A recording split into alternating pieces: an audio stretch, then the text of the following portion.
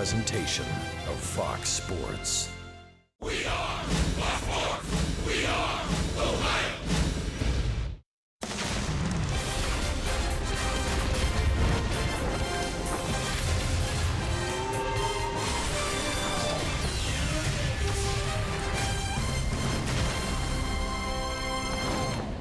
Tell you what, Mother Nature's been in a mighty good mood for about the last 8-10 days in Cincinnati. And a beautiful night for baseball. Welcome to Great American Ballpark. Game 2 of 3. The Rockies in town to take on the Cincinnati Reds. Hi again, everybody. Alongside the Cowboy, Jeff Bradley and Jim Day, I'm Tom Brenneman. Welcome, as always, to Reds baseball. Really excited for a second-time Cowboy to see the former #1 pick of the Reds brought back up today to start tonight's game in Robert Stephenson. What did you think of his Major League debut? I thought, Tom, when you look at what he did, I thought he handled the situation well. I thought that he probably held back a little bit just to make sure that he was throwing strikes and didn't get things out of hand. But when you watch Robert Stephenson as the season goes on, you're going to begin to see a fastball that starts to approach the mid to upper 90s. I thought he held back a little bit to make sure he didn't get out of whack. I thought he handled the game well, especially with that big 8-run inning. But I think tonight is going to be a little bit different. All right, now talk about what we might see besides a fastball tonight that we did not see the first start. Well, the first time around, we saw a lot of fastballs and changeups. I thought he tried to just manage the ball game. His curveball is outstanding. That is his whip pitch. That's his strikeout go-to pitch. Also, an elevated fastball. And against this Colorado Rockies ball club, he's going to have to compete. There are going to be some names on the back of the jerseys that he did not see the first time around. Now, he's facing a fellow that's been around the block a time or two, and that's Jorge De La Rosa. Yeah, De La Rosa has a tremendous career in Coors Field. But when he gets on the road, things start to get a little shaky, and he's gotten off to a rough start, and the Reds hope it'll stay that way. Reds need a win. They took a tough one on the chin here last night, trying to get back to the 500 mark here tonight. And back in the lineup and ready to roll is Eugenio Suarez. Jim Day has that story and much, much more. JD standing by on Fox Sports Ohio.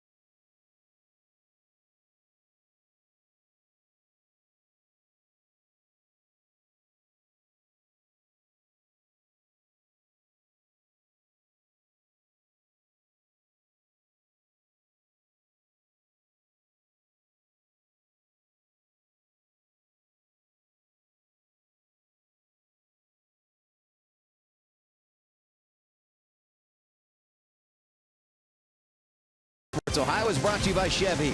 Check out their award-winning lineup only at your Tri-State Chevy dealer. By Cincinnati USA Regional Tourism Network. Stay close to CincinnatiUSA.com. And by Skyline Chili. Feeling good? It's Skyline time.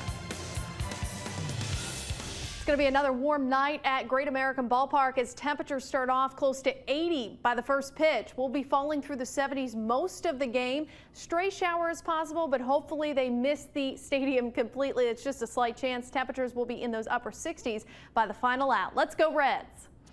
Temperature awesome right now. I'm Jim Day on the field. Yesterday, Eugenio Suarez got his first off day on this season. That usually rejuvenates a player, and the Reds can certainly use his bat in the lineup, particularly what he's done at home.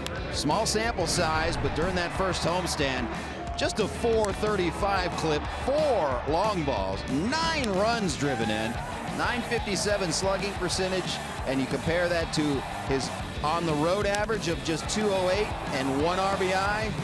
So far, it's been the friendly confines, if you will, of GABP. He's the subject of our IGS Bringing the Energy. Both third basemen tonight can bring it. Nolan Arenado might be the best defensive shortstop, or excuse me, third baseman in all of baseball, but both can swing it. Arenado and Suarez first and fourth in average. Arenado has 6 home runs on the season. He's also first in RBI and runs, but no slouch is Eugenio Suarez. So that hot corner tonight, well, both swinging a hot bat. Eugenio and the Reds looking to even up this 3-game set at a game apiece. Robert Stephenson, round number 2. Tom Brenneman and the Cowboy are next on Fox Sports Ohio.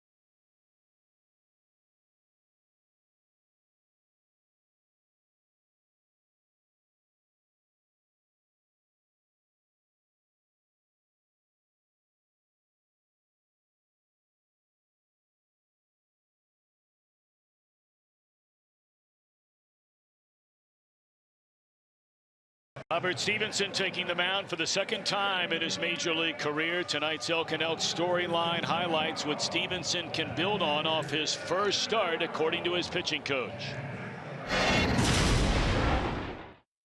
He was really comfortable the first time that he pitched here, so he's probably going to be more comfortable this time too. And he had a really good game his last game. His curveball was really working well, so we're expecting a good game out of him today. And plus his innings are up now. His pitch counts are going to be up, so his innings are going to be up. So hopefully he can give us 7 innings tonight. Stephenson just turned 23 years young, a native of Martinez, California, the first-round pick, 27th overall back in June 2011. Yeah, I think when you look at Robert Stephenson, that first ball game, as you can with most guys, you can kind of throw it out the window. Even though I thought he handled it very well, There were a couple of plays behind him that probably should have been made. He did give up a couple of home runs, but he didn't have the strikeout numbers. And that's the part that I think everyone is looking forward to. Attacking the strike zone, being aggressive, not holding back. You're a big leaguer. That first start's over. It's time to show everybody the world what you've got. And we're hoping that's what we see from Robert Stephenson tonight. Let's take a look at Walt Weiss's starting lineup for the Colorado Rockies. Playing well. They're 8 up, 5 down. LeMahieu back in the lineup. Story the hero last night. Gonzalez in right. Arenado at third. Parra in center. Reynolds at first. Paulson moves from first to left. Walters catching the left-hander Jorge De La Rosa. Mentioned last night, only the St. Louis Cardinals going back to 2011 have been better in the month of April than the Colorado Rockies. They have won 3 of their first 4 series of this season against 3 good teams. First pitch swinging. DJ LeMahieu, you'll take that all day, every day. 1 pitch, 1 out. We're underway at the old ballpark. Let's look at the Reds on defense, presented by Ford. Tyler Holt, a rare start in the early part of this year. Left, Hamilton in center, Bruce in right. Regular cast of characters, as Jim Day just told you, with Suarez back at third in the infield. Devin Mesoraco hanging the signs for Stephenson. You go back to that start on April the 7th for Stephenson, his major league debut against Philadelphia. He had Tucker Barnhart behind the plate on that day. Well, we've already seen something from Stephenson that we did not see in game 1, and that's a 95-mile-an-hour heater. And there's another one.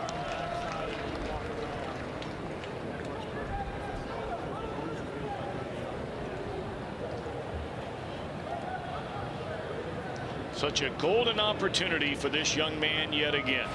Pitch a 3rd game of the year, what with all the injuries to some of the young starters the Reds thought would be a part of this rotation when the season began.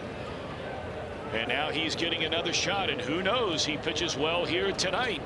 He might be hanging around for a little while. We know DeSclafani is coming back, but there is still some, juggling perhaps to be done in that rotation.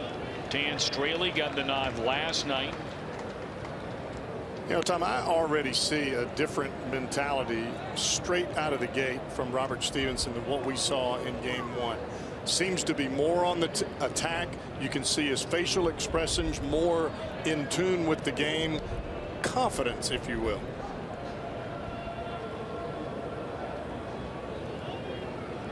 Story has been one of the big stories in all of Major League Baseball. Clubbed his major league leading 8th home run of the season last night. And as we mentioned,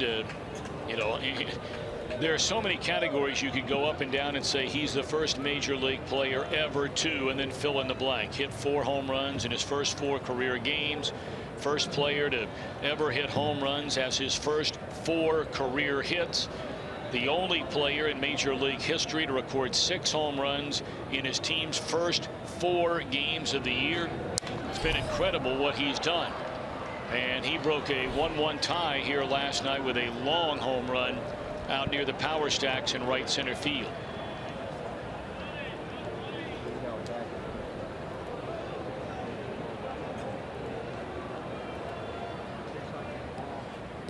I'm ready for that hook right here. We didn't see a whole lot of them in game 1. There it is. There it is indeed, and that's a put-away pitch. You said it before the game got started, Cowboy. We expect to see a few more of those breaking balls than we saw in his major league debut. You pump that fastball in there at 94 to 96. The hitter has to start a bit early and watch this ball go down.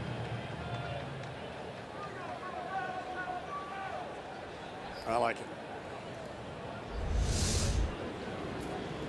2 up, 2 down, and now Carlos Gonzalez. 20 hits already for Gonzalez in his first 53 at bats. 4 home runs, 10 runs batted in. Off to a great start, coming off a 40 homer season, nearly 100 runs batted in a year ago, as he was finally healthy for the first time in 2.5 years. I know it's early going, but those 20 hits, that's the most in the big leagues already.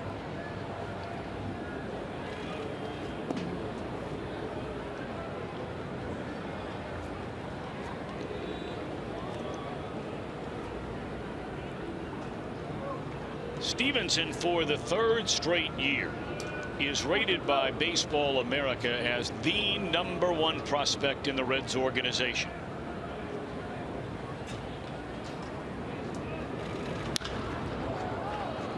Fastball at 94, drop foul and out of play. And it's 1 ball and 2 strikes on Gonzalez. Not only does Stephenson have that velocity, Tom, but he's got a little bit of late life right at the end of the pitch as it gets to the plate. The later that the ball moves towards the batter, the more difficult it is to center it up.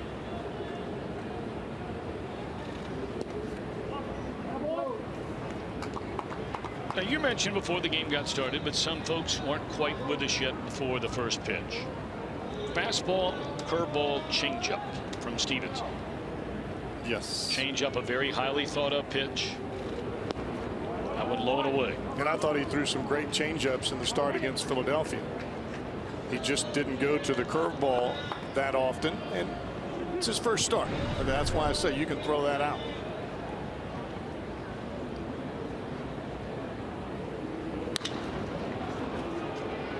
Fastball at 95 on a 3-2 count. Good location away and got him to serve the ball at Holt. Good start for Robert Stephenson. A perfect opening inning.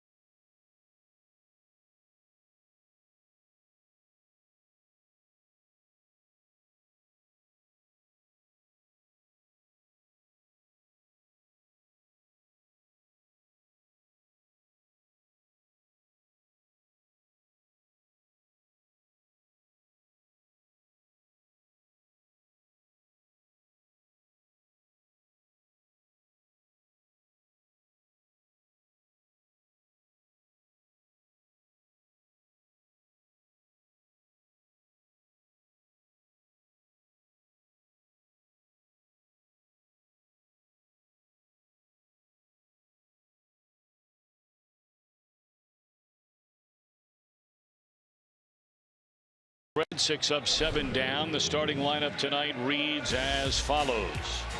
Cozart at short, Suarez in the lineup at third, Votto at first. Brandon Phillips hitting cleanup, Devin Mesoraco in the 5 spot, Jay Bruce in right. Holden left, Stephenson bats 8th, Billy Hamilton bats 9th. De La Rosa's been around professionally going all the way back to 1998 when he signed out of Mexico with the Arizona Diamondbacks. One of the top pitchers at home, pitching at Coors Field, believe it or not, in all of baseball. But yet, on the road, one of the worst. How do you explain that? I think it has a lot to do with the offense and really the team being able to score you some runs when you're out there. You're kind of at that mercy. But he's pitched very well at Coors Field. But he is one of those guys that pitches right on the edge of the plate. It doesn't matter if the bases are loaded and no outs. He is not going to give in. You have to have patience. Well, the Reds did not have a lot of patience offensively last night. In fact, a number of people around here talking about that very topic. How many first pitches the Reds were up there swinging at last night against Lyles, who had a hard time throwing strikes early on this year. And there's strike 1 to Cozart. Zach off to a very nice start. Has hit safely in each of his first 9 games. The longest hitting streak by a Reds batter to begin a season since Mesoraco 2 years ago. Nothing in 2. No Reds batter has begun a season with a hitting streak longer than 11 games since the Hall of Famer, the great Barry Larkin, during that outstanding '95 season when he was the NL MVP, had a 12-gamer to start it. You were right there front and center, Cowboy. I was. Larkin always had that unique ability, even when he was beat on a fastball or had to guess with a breaking ball, to shoot the ball down the right field line. Always kept his hands in the perfect spot and was able to extend and make pitchers just cringe when he would do that. Swinging a foul tip. Actually missed it, and it's in the dirt. The catcher throws out Kozar to strike out to begin the game. Colorado on defense, presented by Ford. Hara moves over to center. Paulson started at first, goes to left tonight. Mark Reynolds in the lineup, and their regular second baseman DJ LeMahieu back in the lineup after an off day yesterday. Interesting to see Paulson at first base on one day and left the next.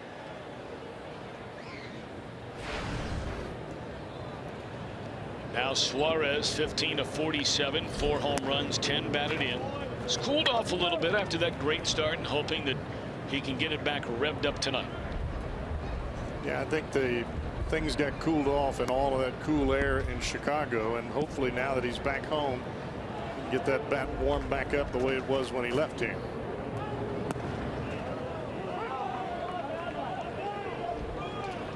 Adrian Johnson calls the balls and strikes. The crew chief, Gary Cederstrom, is at first base. Eric Cooper at second. Jim Wolf, the umpire, at third.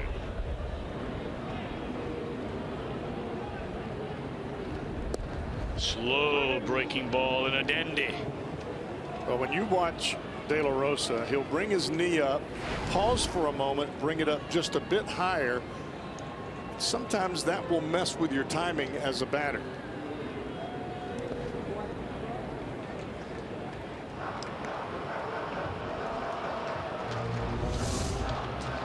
Watch him bring the front knee up, then he raises it again. Now he comes to the plate.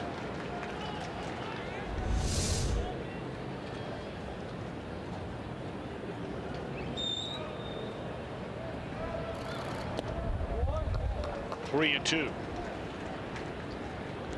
And this at bat with Suarez is De La Rosa to a T. Get ahead with a fastball, something down low, and then try to tease you to chase something off the plate or in the dirt with that changeup or curveball.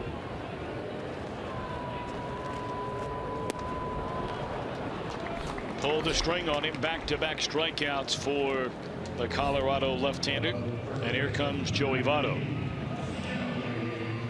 You can pretty much bet your bottom dollar that if it's a fastball count, you're going to get anything but.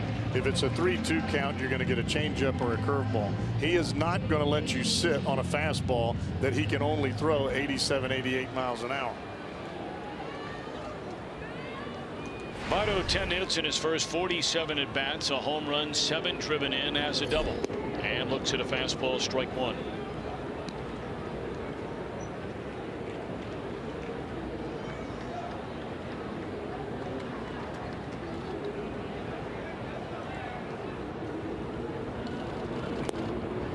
For Votto, the work never starts.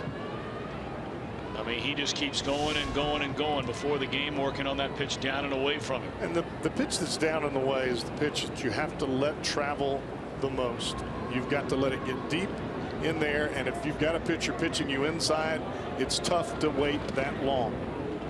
But we know that Votto's strength is from the left center field gap to the left field line, and he can drive the ball out of left field at any time. But I think sometimes Votto will tell you he'll hit a line drive to the right fielder and he'll say, well, that was a mistake on my part. I got out in front. 2 balls and a strike, 2 down, nobody on, just underway on a beautiful night in downtown Cincinnati. And there's Steve right 2 on the outside corner, another fastball. Hamilton taking a long look out there and watching what De La Rosa is featuring tonight. Hamilton about 9th in the order.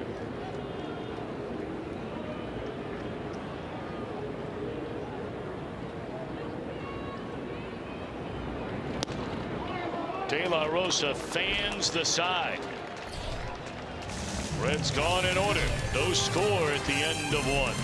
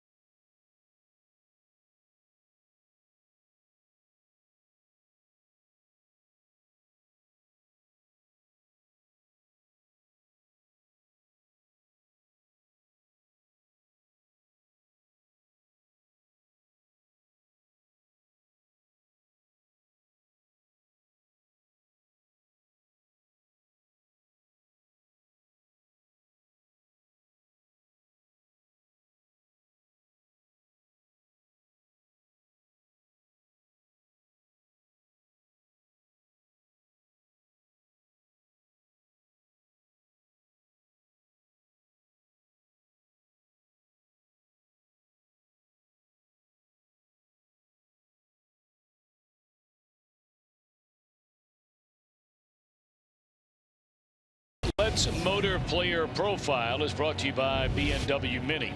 Robert Stephenson, an outstanding student in high school, better than a 4.0 GPA at Alhambra. A couple of no-hitters to begin his senior year. That was the year the Reds signed him at the end of that season as their #1 pick in 2011.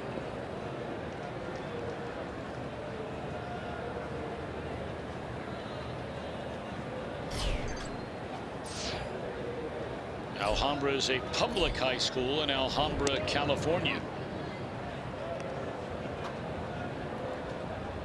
Speaking of high school, I was talking to a couple of guys that are scouting the Reds in the Rockies.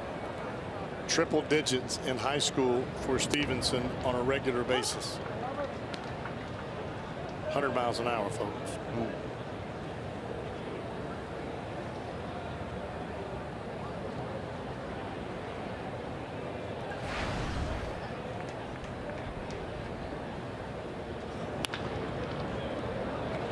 On the ground off the bat of Arenado, and a good throw by Suarez for the first out of the inning.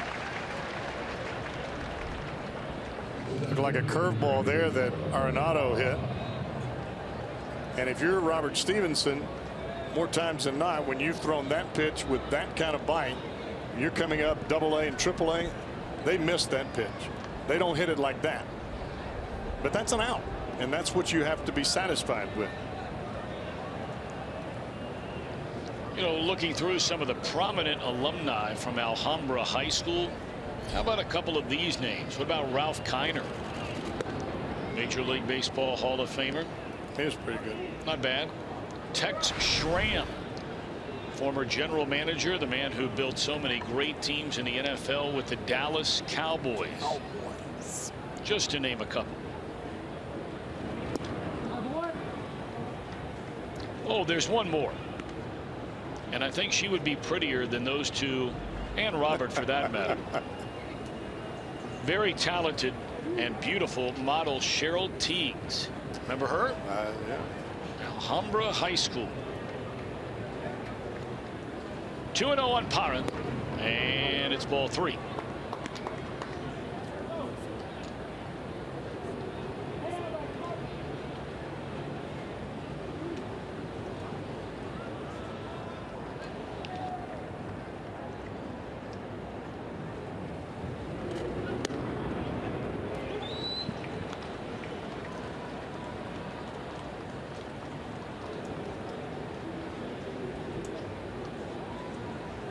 Three balls and a strike on Parra. First 4 retired by Stephenson to begin the night. And make it the first 5 on this pop-up in a short left. Cozart waving off Holt. Came back from 3-1 down in that count. See, that's a great job of pitching there, and just a little bit of experience from game 1. Fell behind 3-0. Did not try to overthrow the 3-0 or the 3-1 pitch. Got it in there. First time Parra seen him. It's always about that element of surprise. First time through, major advantage for a pitcher if you're throwing strikes. Now Mark Reynolds with 2 down and none on. Stephenson did not have a 1-2-3 inning in his first major league start. And in fairness to Stephenson, his numbers in that first start would have looked a lot better had it not been for his final inning. He retired the first 2 batters in the 5th, and then he walked Michael Franco before giving up a 2-run home run to Ryan Howard. He then hit a batter, got the final out in the 5th, and his day was over. So, you know, conceivably could have gone 5 and given up 2, 1 earned. Instead, it's 5 giving up 4, 3 earned.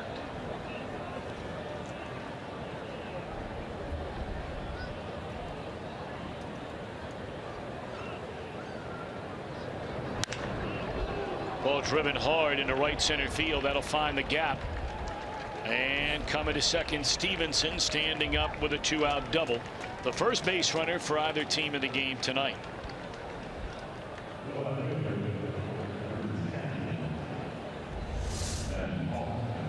Fastball that started down, and you can see it creep right back over the heart of the plate.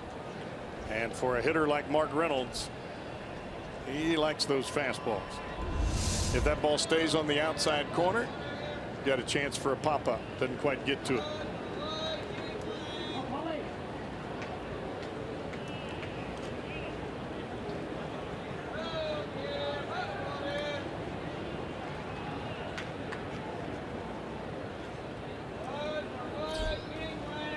That'll be a balk. He caught a spike driving towards the plate. Thankfully, the runner's not at third. He'll advance to third. I'm surprised, Cowboy, to be honest with you, that does not happen more often. I think it does happen. I know that it happened to me. I think it looked like his back foot slipped off the back of the rubber, and I mean, he did the right thing. You just don't want to lay a cookie up there. That was another fastball to 95 miles per hour for Stephenson.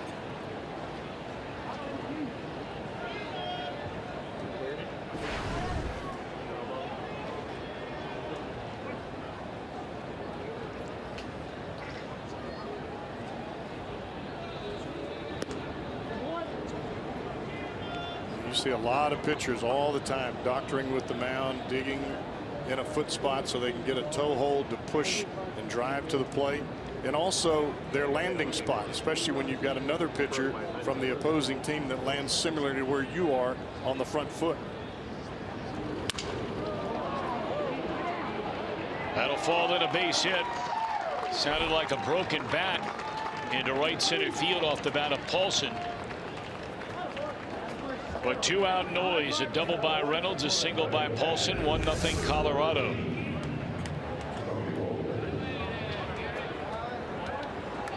Like he got it on the hands, but that's very similar to the pitch that Mark Reynolds hit. Started away from arm side, and yet the ball is traveling back over, catching too much of the plate. All right, an out away from putting this inning to bed. Rockies on the board, and here's the number 8 hitter, the catcher, Tony Walters. Went 0 for 4 in a series opener last night.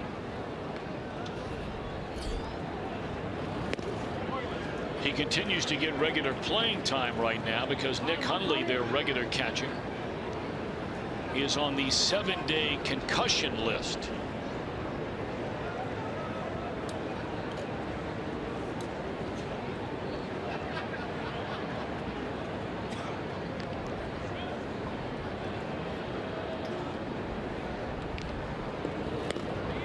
They have another youngster we've not seen in the series yet backing up now Walters, and that is Dustin Garneau.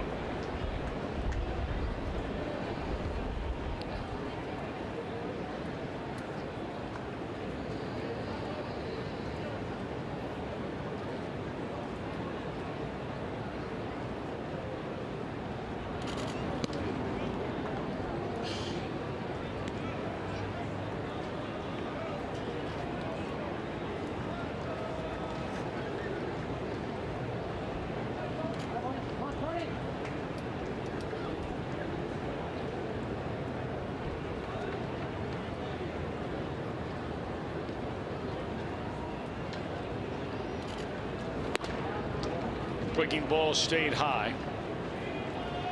3 balls and a strike on Walters. Just didn't quite finish that one, trying to throw it for a strike. And a lot of times mentally you say, I'm going to throw this pitch for a strike. You don't want to let up, but you actually do, and the ball just spins out of your hand.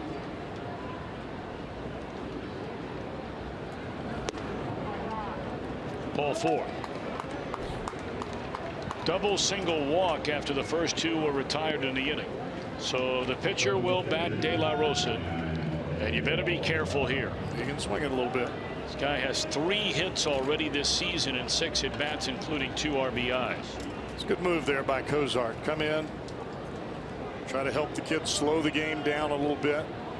Sometimes when you give up a couple of hits, a run scores, you start to feel that pressure creeping in your mind.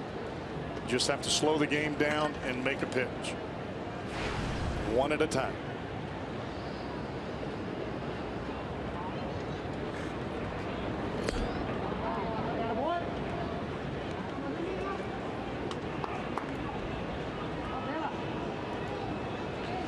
Well, now Mark Riggins will slowly come out to the mound. 30-second clock will start out in left center field, and now he'll pick up the pace a little bit. You get that adrenaline going a little bit when you start to sense urgency. That front shoulder starts to creep out a little bit on you, and your hand gets flat away from your head, and the ball starts to sail up and away arm side. And that's what we're seeing with Stephenson right here. You've just got to settle yourself back down, get back over the top, throw over the front shoulder instead of around it.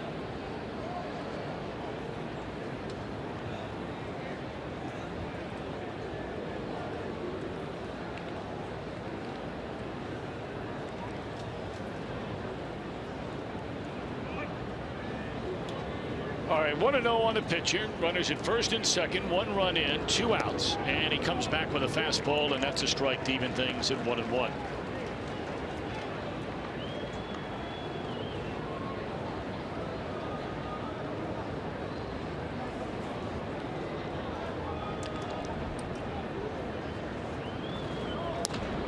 Tapper by the mound.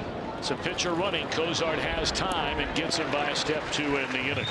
Rockies get a run, 2 hits, a strand to pair. 1-0 Rockies after an inning and a half.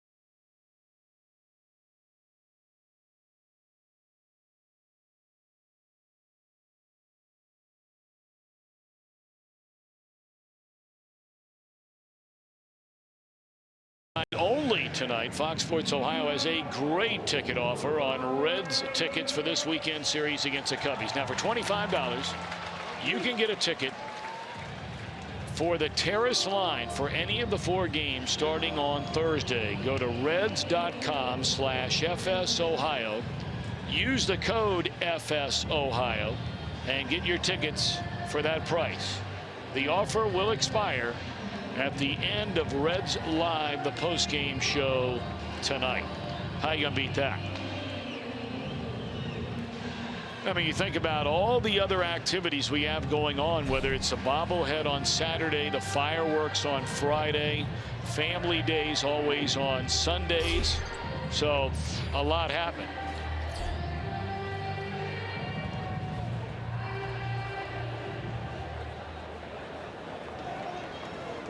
De La Rosa fanned the side in the opening inning. A lot of families out of the ballpark tonight enjoying this incredible weather.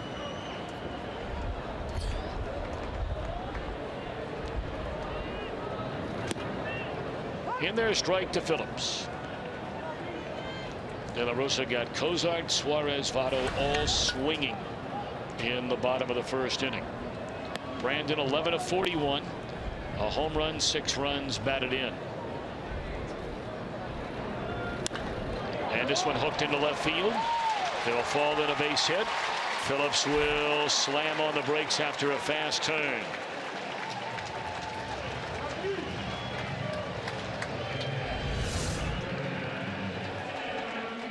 Split-fingered fastball, and this one just kind of stays over the plate a little bit.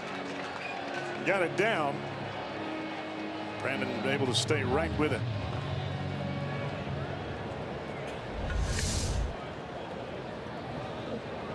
You don't really have to cheat with De La Rosa. He's not going to throw the ball by you. Here's a guy the Reds would love to get going, and that is Mesoraco. He has 1 extra base hit, 1 run batted in, 4 hits and 28 at bats on the season. This becomes a very different looking lineup if Mesoraco starts swinging the bat like he did in 14. And they start the runner, and he finds a hole. Phillips will easily go first to third, and here come the Redlegs down a run. I think Brandon had that base stolen either way.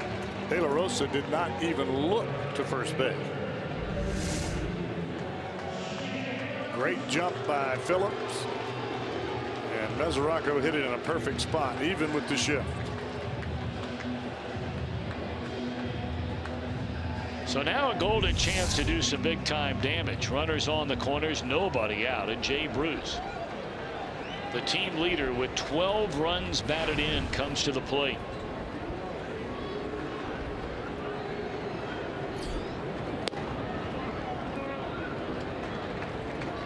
Jay is 1 for 10 lifetime against the left-hander De La Rosa. And he's made some adjustments to his swing this year. Let's see if they'll pay off.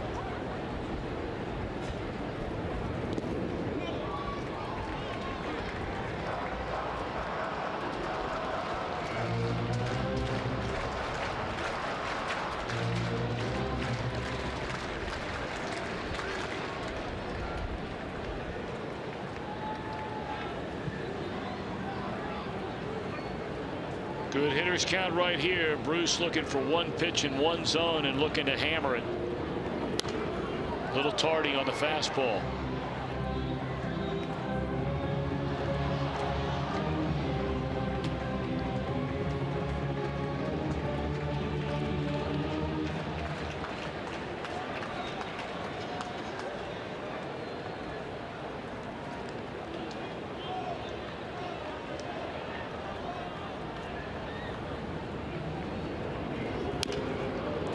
Came back with a 2-1 breaking ball, and Bruce chops it foul around the home plate area. So De La Rosa's come back from down 2-0 to even it up.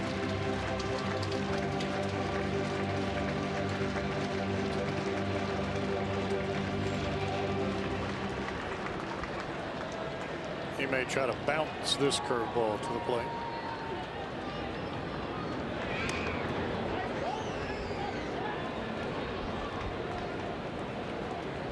Jay off to a real nice start with runners on base so far this year. 19 at bats. He has 8 base hits with 10 runs batted in.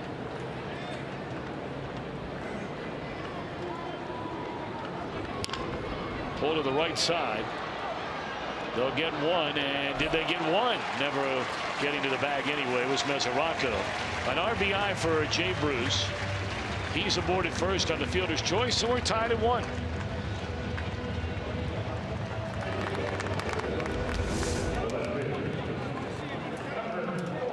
Good throw, but Story took the throw glove only without the hand and the glove together, and a lot of times that creates the bobble effect, and that's what happened there.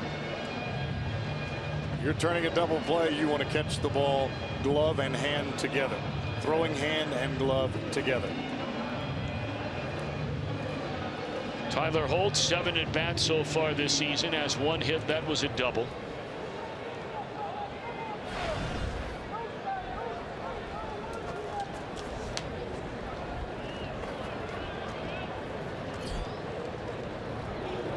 Bruce takes off, and again the Reds are just going to run whenever they get a runner on base. Because as you pointed out a moment ago, I'm not sure De La Rosa even looked at first for a second time in this inning. Well, not only is he not looking at first base, he's taking such a long time to deliver the ball to the plate. I mean, his knee kick might as well be with a windup.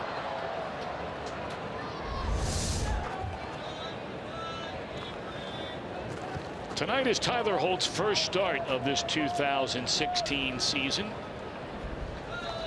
Saturday in St. Louis, he had a pinch hit double. That was his first hit of the year.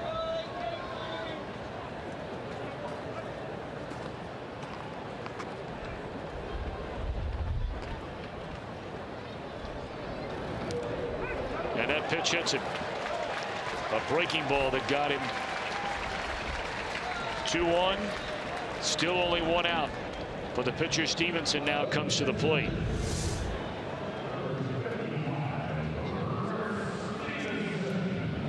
That was a split-fingered fastball that De La Rosa just held on to forever.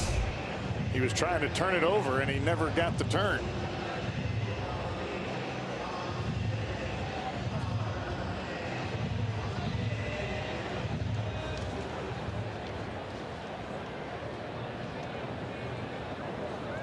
Stephenson as a batter in his major league debut struck out and put down a sacrifice. You got Mark Reynolds at first. He will charge quickly and try to get the out at third.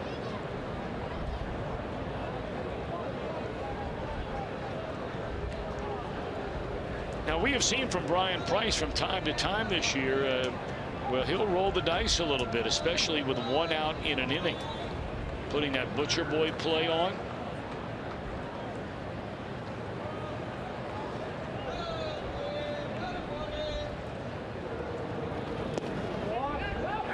Ball 1. This is what you get from De La Rosa if you can apply a little bit of base runner pressure. He starts to really hold on to the ball, really trying to make that pitch right on the edge of the plate. And you can put him in some awfully good hitters counts. Well, let's face it, you could understand if Brian Price wanted to flirt with the idea of a Butcher Boy play here, especially with 1 out. With nobody out, you never do it. There go the runners, and they both go in standing up. You really don't even need to sacrifice here, is what I was going to finish the sentence, because De La Rosa is not holding anybody on base. And it's a combination of factors. Not only is he not holding anybody on, that huge leg kick takes forever to get the ball to Tony Wolters. You're giving your catcher no chance to throw out a base runner. Well, now Stephenson with a chance to knock in his first major league run.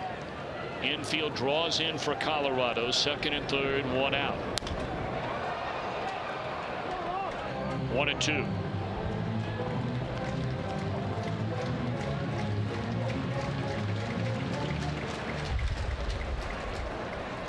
Stephenson never leaving that batter's box. Slightly open stance.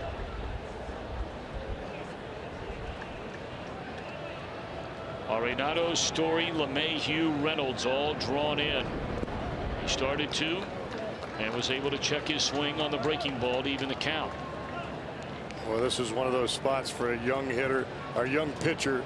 You're thinking, oh man, if I can just get the bat on it, if I can just hit it up the middle, got a chance for an RBI. Then I get to keep the ball.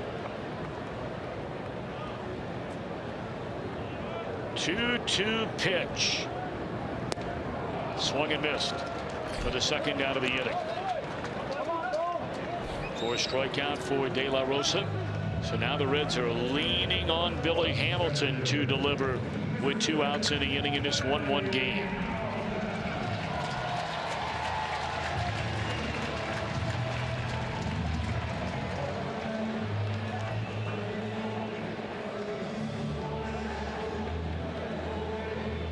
Sure, Reynolds had something to say in that conference along with the catcher Walters with De La Rosa, where the word bunt had to have been mentioned.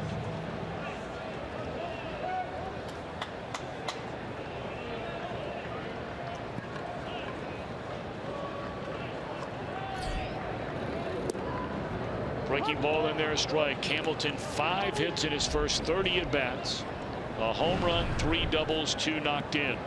Very good career numbers for Billy against the Rockies.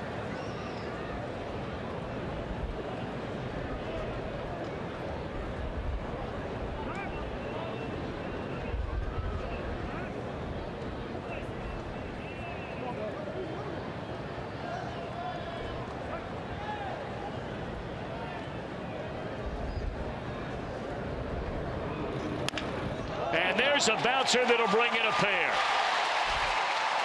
And Hamilton will go into second base with a 2-run double and a 2-run Cincinnati lead.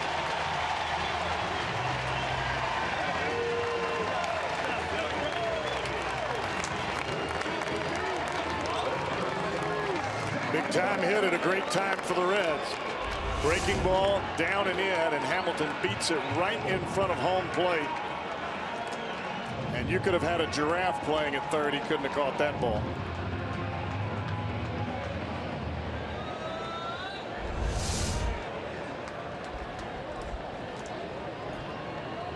We got to believe Hamilton's on his way to third. De La Rosa thinking the same thing on the first pitch. Turns around just to send him back to the bag.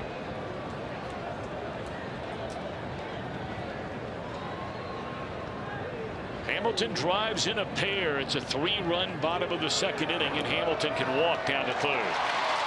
It could be a very long night for the catcher Tony Walters if the Reds put runners on base every inning.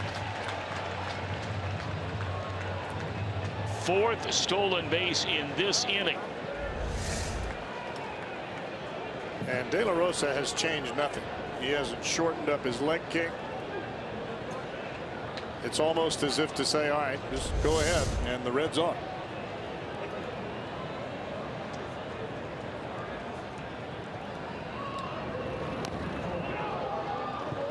The problem with allowing Hamilton to steal third there, Tom, is you almost take away the breaking ball from De La Rosa. With Hamilton at third, if you bounce the breaking ball at the plate, Cozart doesn't even have to get a hit. He's coming home. And we've seen quite a few bounce already.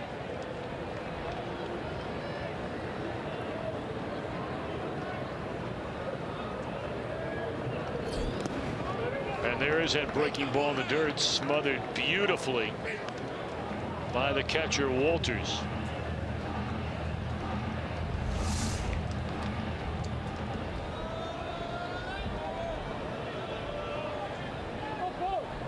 That's an awfully good job by Tony Walters.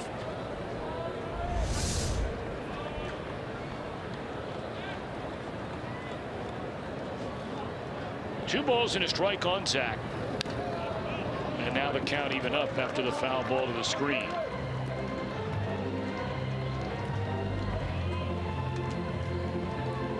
He's come in now 3 times on Cozart.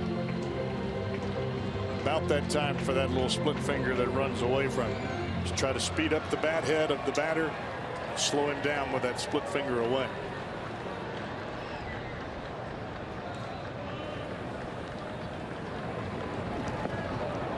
In the dirt again, and man, what a play by Walters. That's 2 of them during this at bat to Cozart. Ball, that looked like he caught it off the collarbone. He had to raise that left shoulder quickly to make sure that he kept it in front. Kid's earning his pay. Catchers earn their pay every night. Yeah, brother. Every night. All right, 3-2 now on Cozart. And a bouncer foul of the third baseline. We'll do it once more. The Reds in 9 innings last night had 1 run, only 4 base hits. They've scored 3 runs and 3 hits in this 2nd inning tonight. Yeah, the first 7 innings combined in last night's game, there were only 7 hits for both teams put together.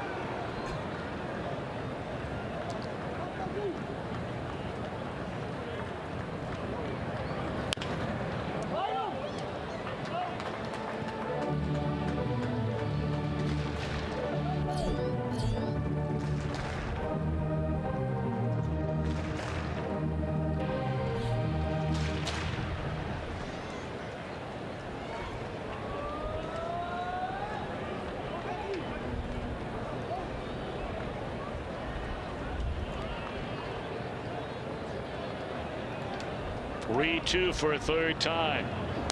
There'll be a 4th. And you also have to be alive here if you're Billy Hamilton. Even if he throws a breaking ball and he walks Zach Cozart, if that ball bounces into the dirt, Hamilton is looking for an opportunity to score. That's where you have a tendency to relax as a catcher, not thinking about the runner at 3rd base.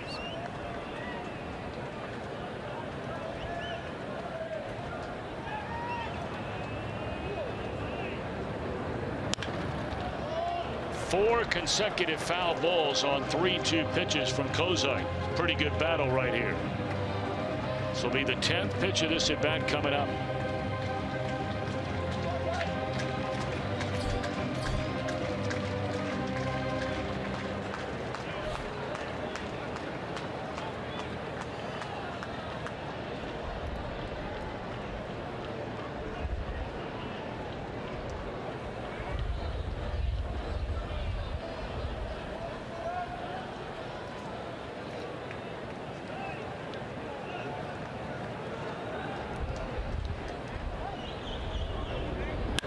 That ball stung into left field. What an at-bat by Cozart, who now has a hit in every game which he has played this season. A 10-game hit streak for Cozart to start this year. What a battle by Zach Cozart. Finally gets a fastball, squares it right into left field.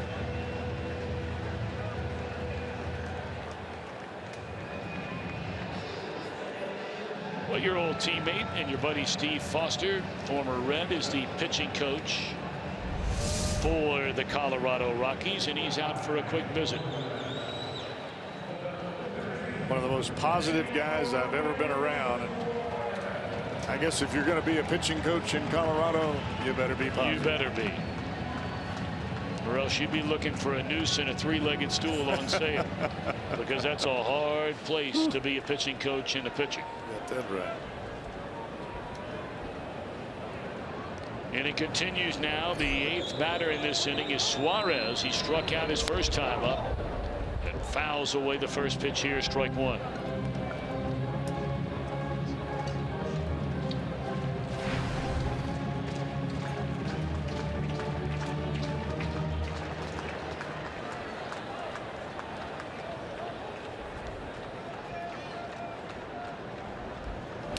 Reds have 4 stolen bases in this inning against De La Rosa.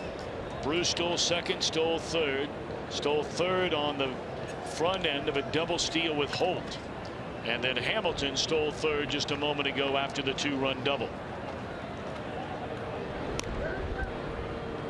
Cozart has not attempted a stolen base so far this year. Well, now they're calling throwovers from the dugout. Tired of the track meet that the Reds are putting together here in the 2nd.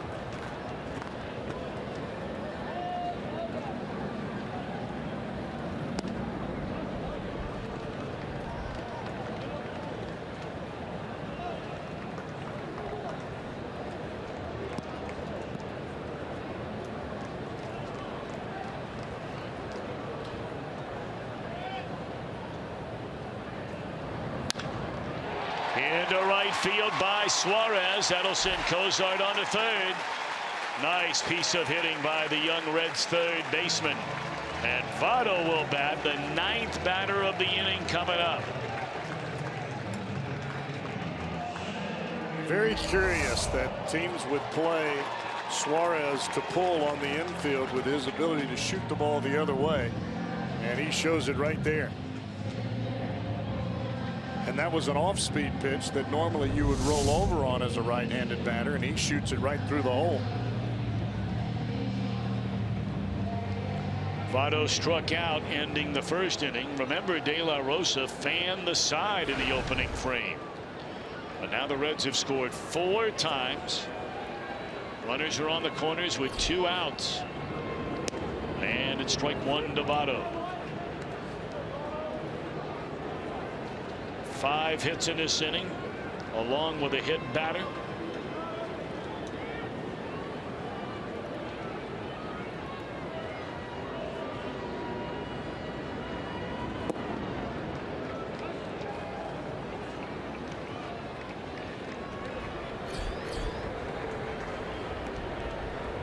Rusin, the left-hander, getting loose in the Colorado bullpen. They didn't have to use much of that last night. They got 2 innings. 2/3 from Qualls, an inning and a third from Boone Logan in relief of Lyles. Runner takes off. 5th steal in this inning. Suarez his 3rd in as many attempts.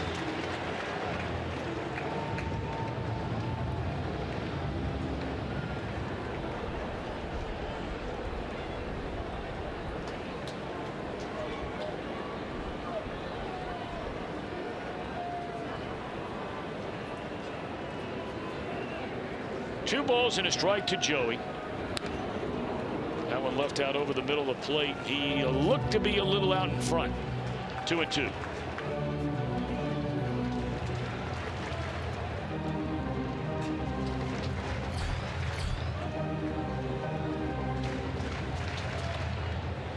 .35 pitches thrown in this half inning by De La Rosa. 50 in the game. Cozart at third, Suarez at second, 2 outs, 2-2 on Joey Votto.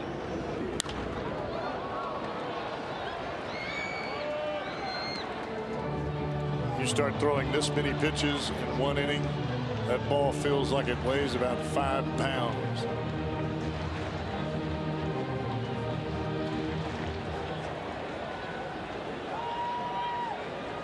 See a little bit of frustration the last 2 pitches with Votto. 2 pitches he feels like he could have done something positive with, both resulting in foul balls, but still very much in the at bat at 2-2.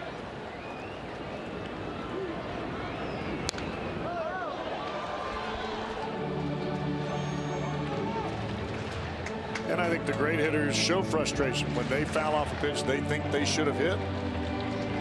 That's the competitive aspect to this game. I'd rather him be frustrated about it than just, oh, well, I fouled it off. I think there's a very high level of expectation that Joey has in himself. Struck him out to end the inning. 9 back, 4 score. And at the end of 2, the Reds own a 4-1 lead.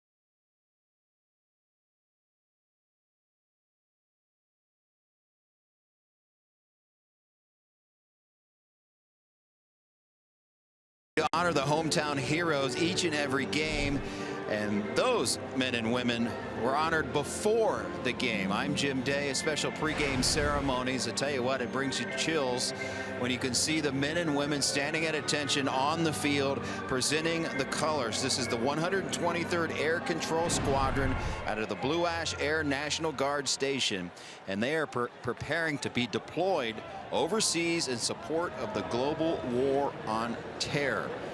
We salute them, we honor them here tonight, and we pray that they come home safely. Amen to that, Jim Day. Amen to that. We thank them for their service. We thank all those that have served, that are serving, and those that will serve. Enjoying the ball game with their families here tonight. We're honored to have them.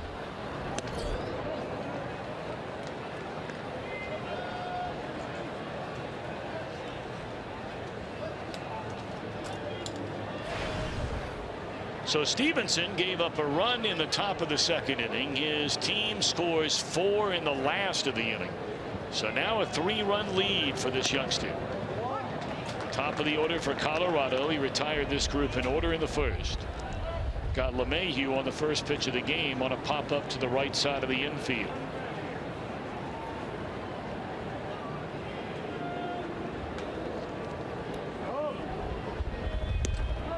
Good fastball location there on the outside corner on a 2-1 pitch to even it up.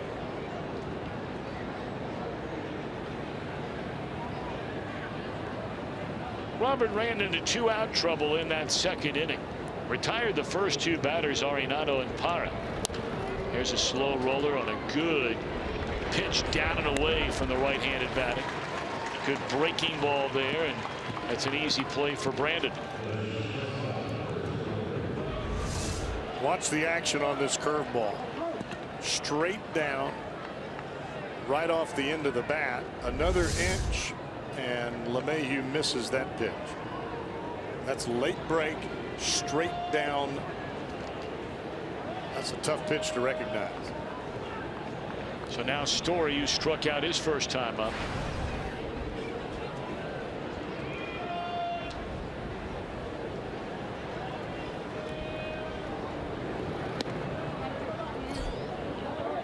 You know, Story reminds you a little bit of Troy Tulowitzki. It's certainly understandable. Cowboy touched on it last night. 2 years in a row. Story obviously way down the depth chart when you have Tulowitzki playing shortstop inside an organization. Would work out together in Las Vegas. And, you know, that last big deep breath, holding the bat with both hands, and a big huge exhale just to clear your head, is something he picked up from Tulowitzki right here, right there. I think when you watch him, he gets that little bit of lean back as he sets up, and then he'll get down into his legs as the pitch comes to the plate. And that's really where all the power comes from with this kid.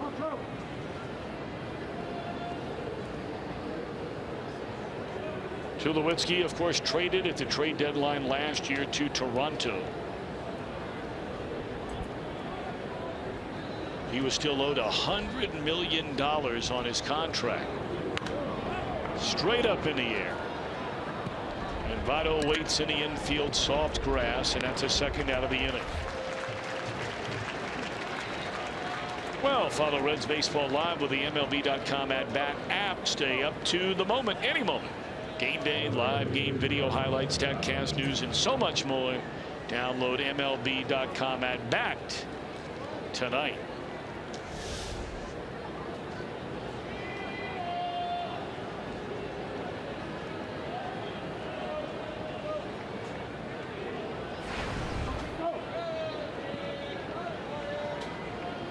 Gonzalez flied out to the left fielder, hold his first time up.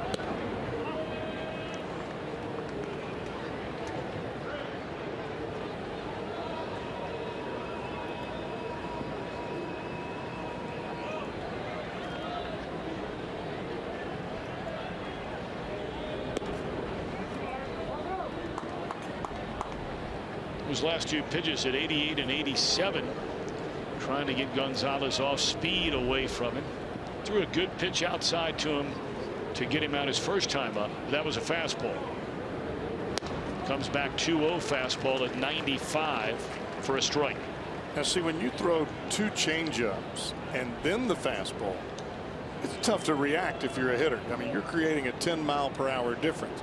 You throw 2 fastballs that are balls and then come back with a third. That's the one they hit in the upper deck.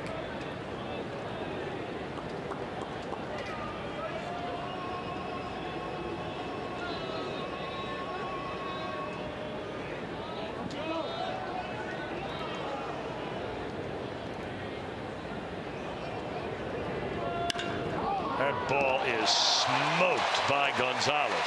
But he's out. And he's out. Boy, was that ball hit. Throw it in there and test him out.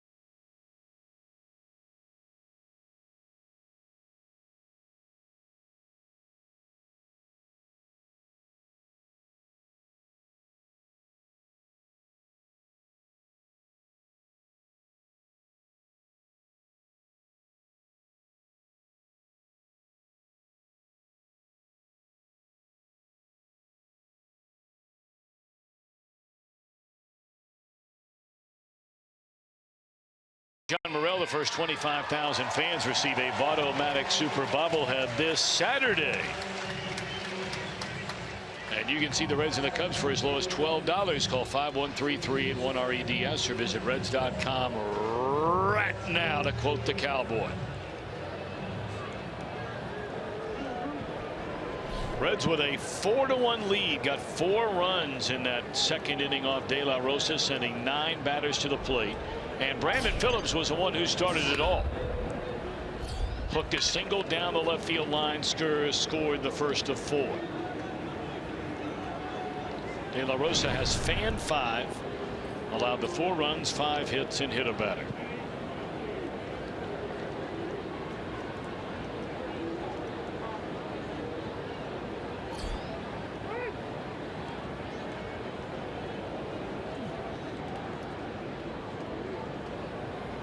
Saw where there Phillips asked for timeout, and remember, the umpire doesn't have to grant a hitter timeout. In this case, he was granted time by Adrian Johnson. Brandon looked out at De La Rosa like, say, well, we've been waiting a while. De La Rosa looks at him and says, well, here we go.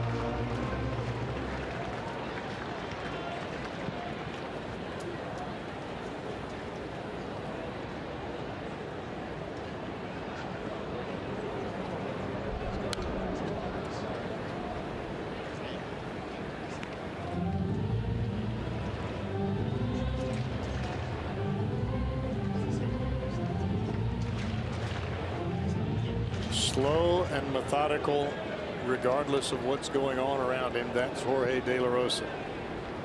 Reds are having a track meet, and he's still doing the same thing he was doing to start the game. And obviously there's a method to the madness. I mean, you and I talked about it last night. He is the current version of Pedro Estacio, not in terms of stuff or style of pitching, but having the mental toughness, and it does take a different kind of mental toughness to pitch in half your games, whatever the number may be, over the course of a year at mile-high altitude, even with the humidor. To know there are games where you might go 6 innings, you might give up 5 or 6 runs, but you got to keep pitching. And in De La Rosa's case, you brought up his numbers pitching in Denver. I mean, they are just staggering, his winning percentage. In fact, you go back to 2008, so that's been a while. He leads all major league left-handers in home winning percentage, even better than Clayton Kershaw. Winning percentage. No other category would it be close. And again, Phillips hooks one into left field. This one will be for extra bases, and a double begins the Reds' third.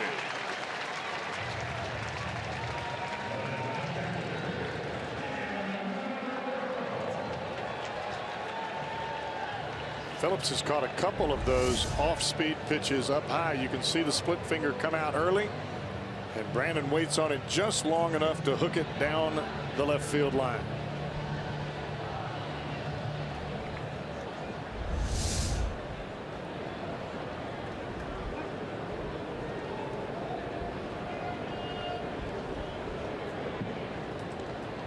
Mesoraco singled through the middle his first time up. Looks like ball 1. Looks like Russin is back up in their bullpen, left-hander. Reds put too many more at bats on De La Rosa. May not be long for this night. If you're just joining us, the Reds had 5 stolen bases in that 4-run second inning. Brandon would have had the first one. It would have been 6 had not Mesoraco singled back up through the middle into center field. He had second base stolen easily. 2-0.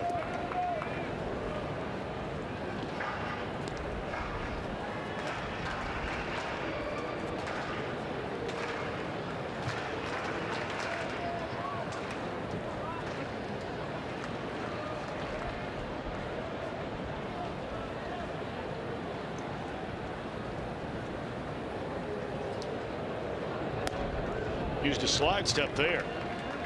3-0.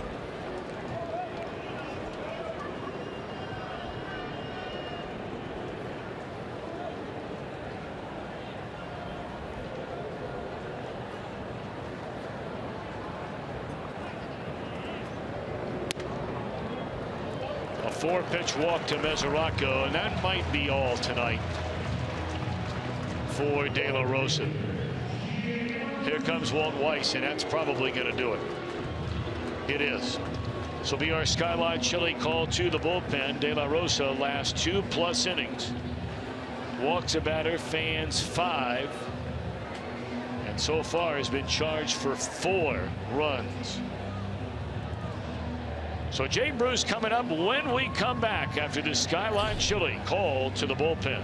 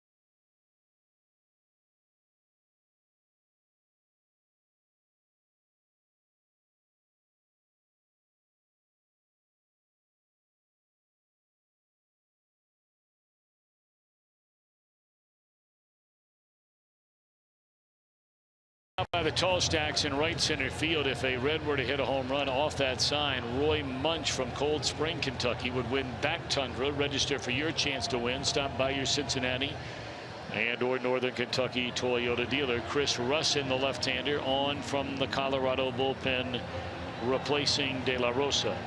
Now Russin last year 22 starts in a Rockies uniform, but it was not pretty. He had a couple of complete games, but as far as overall numbers, they did not go well.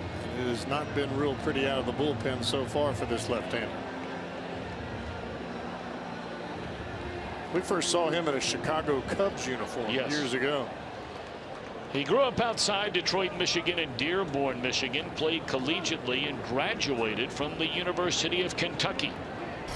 Chris Russin, originally a 4th-round pick by the Cubbies in 2009 out of UK. Strike 1 to Jay Bruce. He was picked up off waivers by Colorado in 2014.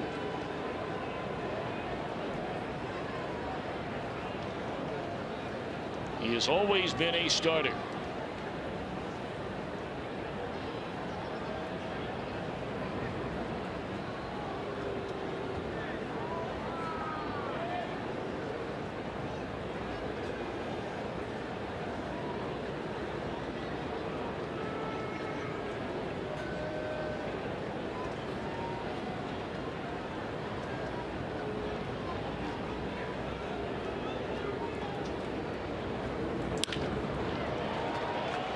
They will only get one. LeMahieu had a hard time getting that ball out of his glove, and this is a guy who's been picking up gold gloves, taking that spot occupied for a long time, of course, by Brandon.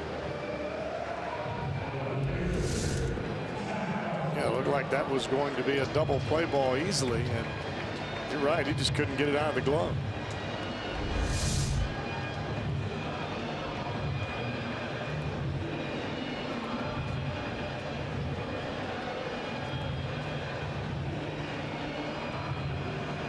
You watch Chris Russin throw as he comes to the plate right before delivery, right behind his hat. Got a little something going on with the hand. It's almost as though he wraps it, taking his fingers down towards his forearm before he releases the ball to the plate. That can be very difficult to be consistent over a period of time. Well, if Holt makes contact with that bunt right there, he could crawl to first base, and it would have been a run batted in. Because, I mean, that's the last thing in the world the Colorado Rockies defense was looking for from Holt.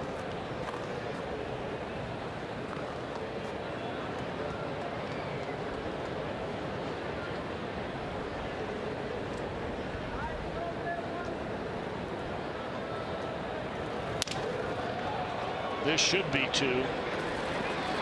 Getting over.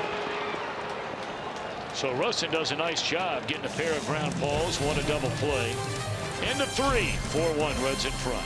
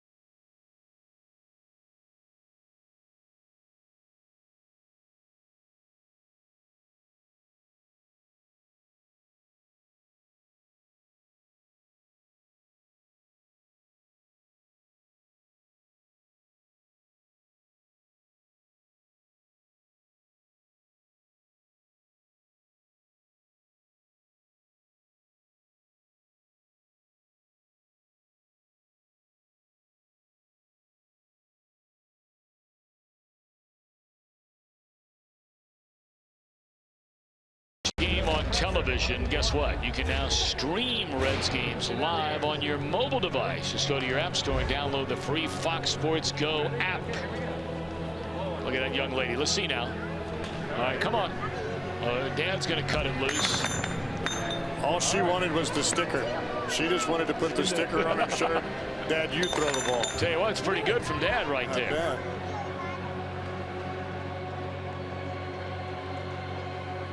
They have so much cool stuff for kids and families to do together. Because let's be honest about it. I mean, when you're that little girl's age, you're going to have a hard time finding a young lady or even a little boy to sit around and watch a game for 8.5, 9 innings, right? That's right. So you got to have something else going on. It's a great part of being able to walk around this ballpark and see all the different changes and the different things that are going on, the activities down the right field line. I mean, it's great when you're in a ball game, the kids start to get a little bit restless, and you can still see the ball game as you move around because of all the televisions and the spots that you can sit in the stands to view the field. They have that. They have a real batting cage you can go to for the kids that are a little bit older, where they have, you know, softer baseballs, but I mean they're close to baseballs. It's a real full-length batting cage, and then they have, I think, sponsored by Bob Evans, at a little wiffle ball stadium over there. You can just launch. That place is sweet. The big kids want to go on that field. Yes, so they do. Hit it over the I'd have one of those in the backyard. Ground ball off the bat of Arenado, right at Cozart. Robert Stephenson, since a walk in the second inning, when 3 straight Rockies reached producing their lone run, has retired 5 in a row. I like the aggressiveness. Here we go. Now Jim Day is going to make his way over to that wiffle ball field. There it is, right around the corner. Bob Evans right there. There it is, Jimbo. And look at this. Got a fence.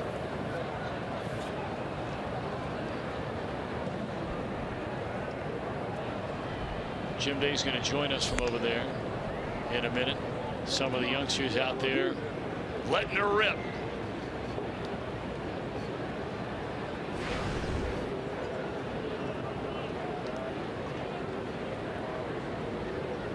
Parra popped up to Cozart his first time up, and then hooked to the right side. Brandon down on one knee to make sure. 2 down.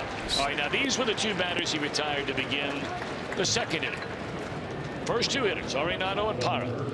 The guy coming up now, Reynolds, doubled to right center. Paulson knocked him in with a single, then a walk. Got the final out of the inning. Let's see if now Robert can finish off Reynolds. Great changeup there to Gerardo Parra. For a guy that likes to shoot the ball the other way, and he still had him out in front.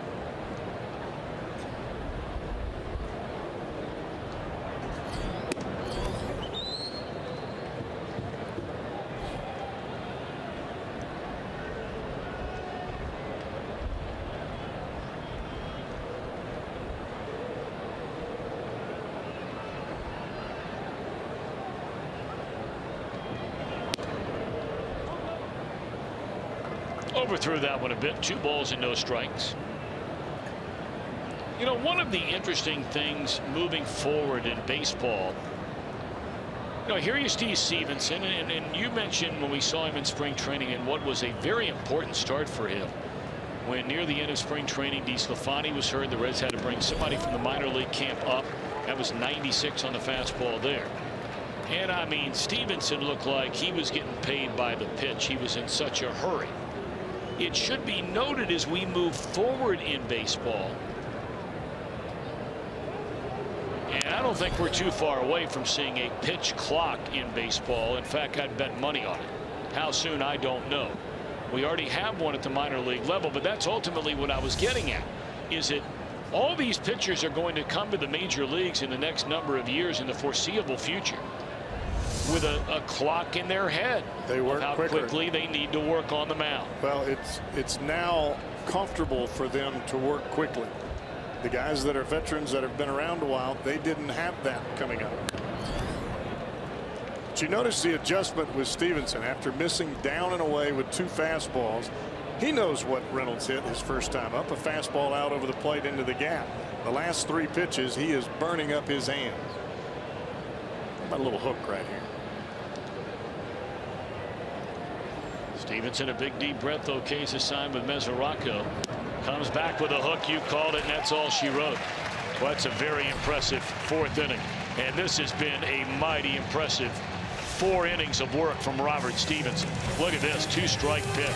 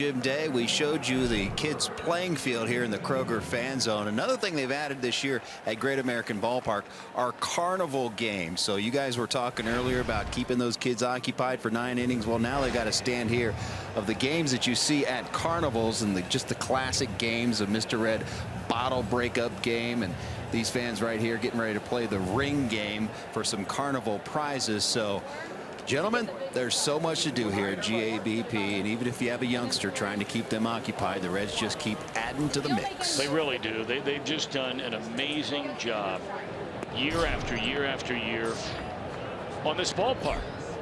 I think so many of us forget what this ballpark, it was nice when it was built, but I mean, it is nowhere near what it is now. And every year there is at least one, if not 2 or more projects that the Reds pour the money back into this ballpark, their own money, not taxpayer money, their own money, to make this a better experience for those that pay their hard-earned money to come watch this product. Is this his first hit? It's not. That's a Gold Glove winner down there at third. Yeah, I get comments all the time. Folks come to the ballpark. They're here to watch the game, obviously, but everybody wants to take a tour of the ballpark, see what it's about, you know, check out the different levels, the different events, you know, and scenery. Everybody says, man, I didn't realize there was that much to do at a baseball park. Yep. I said, well, they're not all like this. I said, it's just the way the Reds do it. It's an event. It's a happening.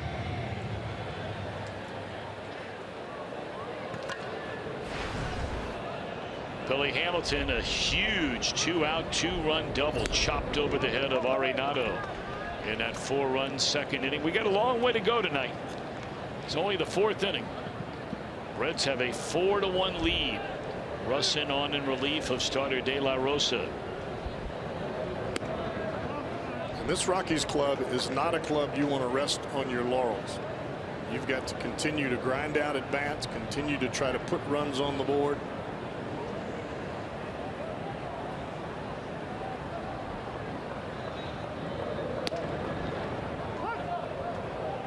You know, in their ballpark at Coors Field, the mantra is no lead is safe. And I think that's the way you have to go about it, even in your ballpark. You've got some sluggers in the top of that order. Just keep pushing them down. Tell you what, though, baseball will never see again the way it was when baseball started originally in Denver. Blake That Street altitude, Bombers. and, well, even going back before that, you know, whole cast of characters was assembled when they started playing at Mile High Stadium, which of course is no longer the home of the Denver Broncos. I played there. Boy, Football stadium. it's unbelievable. There were guys going out to Colorado in the beginning, and you just get a nosebleed out of nowhere.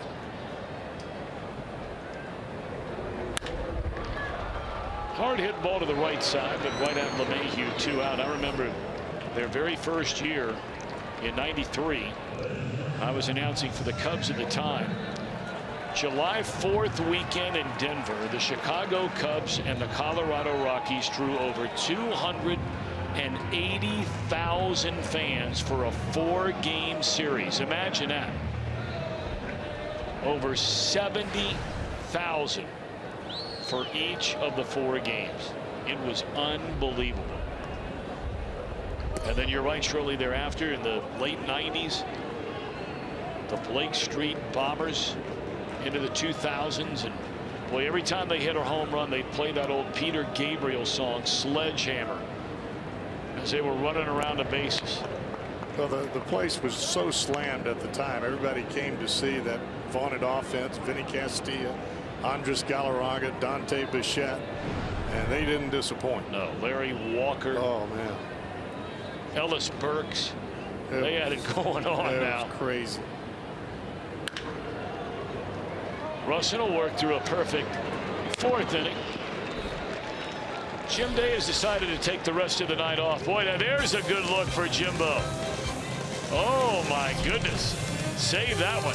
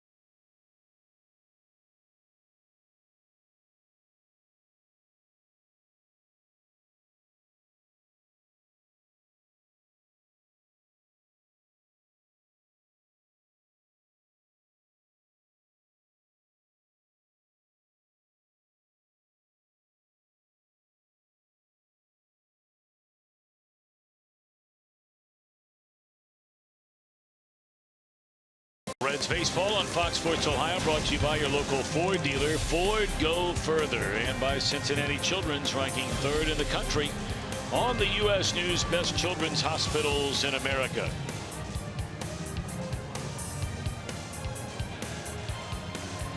And as always, a special hello to those watching tonight from Cincinnati Children's Hospital. We open pray today's been a great day for you, and even better tomorrow. It's been a real nice day for Robert Stephenson. Though the Rockies open the 5th inning, it's a loud noise off the bat of Paulson. This might be 3. Boy, he pulled the chute very early there. Must not have picked up the third base coach, because Bruce had that ball die on him right at the base of the wall, and then he went to pick it up and dropped it. I think when Paulson saw the ball, saw Bruce get to the baseball, he realized there was no chance to go to third, and that's when he stopped. He did not bobble it. I beg your pardon.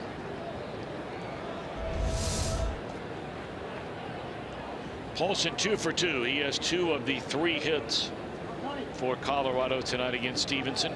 So now you have Walters, and they're going to apparently let the pitcher bat. So this is a very important batter in this inning. There's no action in the Rockies bullpen. When you're the Colorado Rockies, and Jim Leland used to talk about it, Clint Hurdle would talk about it, our good friend Jim Tracy would talk about it. You manage so differently than you do for any other team in Major League Baseball. And I don't mean just at home. The Rockies know they're going home after the game tomorrow. And so you can't be bringing guys in from the bullpen for 2 quick innings of work and then jerking them out of there for a pinch hitter in the 5th inning in a 3-run game. Because when they go home, they will play without another off day, if you can believe this, until May the 12th. Dodgers for 3, Pirates for 4, Arizona for 3, San Diego 3, Giants 4, Arizona 3, then an off day.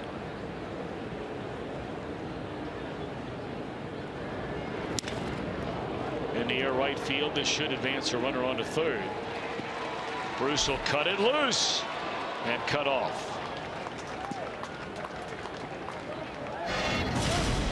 Let's take a look at Robert Stephenson so far today. He's got that hard riding fastball. We've seen it up in the 96 area, and then that yellow hammer right there. Talk about a breaking ball. That's not what we saw in game 1, but we have seen it here today.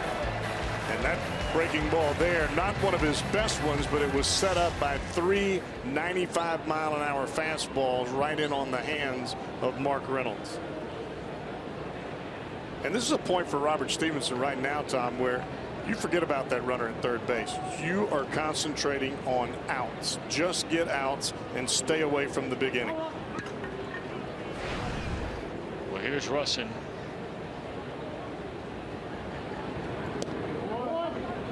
Fastball low, ball 1.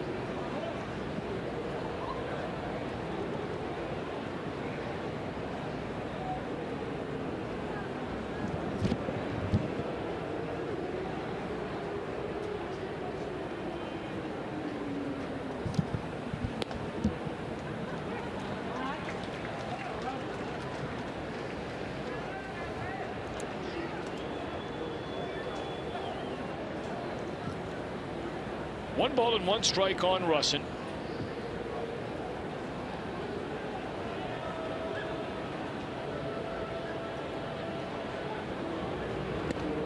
Almost hit him with that pitch. That was a fastball. It's hard to believe it missed him. That one got away from him a little bit. Tried to hump up and get a little bit extra. That almost caught the jersey. You got the pitcher at the plate. Forget about him making incremental contact. Just go after him. Like that. 2-2.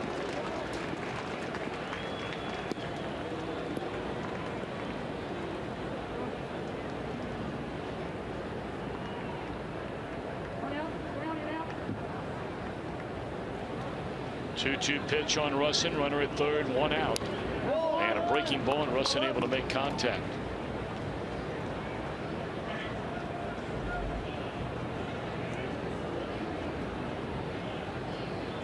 Too many times you get 1 out and a runner at third base, and you're trying to strike out the pitcher from the first pitch on.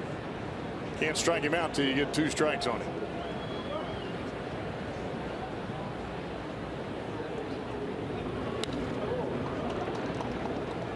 Making him work a little bit is Russin. With a curveball and a changeup there, and Russin able to foul it back.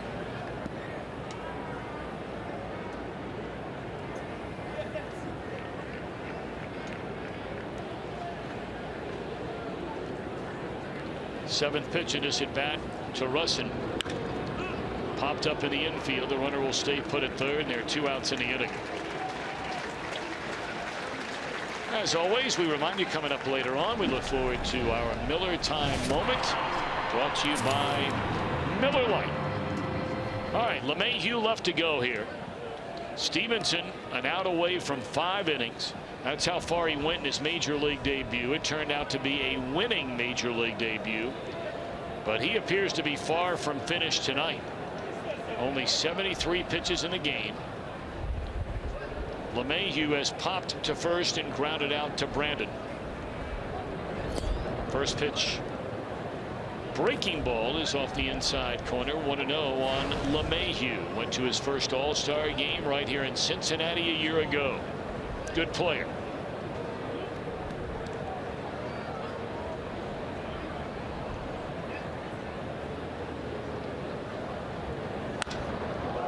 Jam shot, fly ball, inning over. 5 innings of 3-hit, 1-run baseball. And all that after a leadoff double. Good work by Stephenson.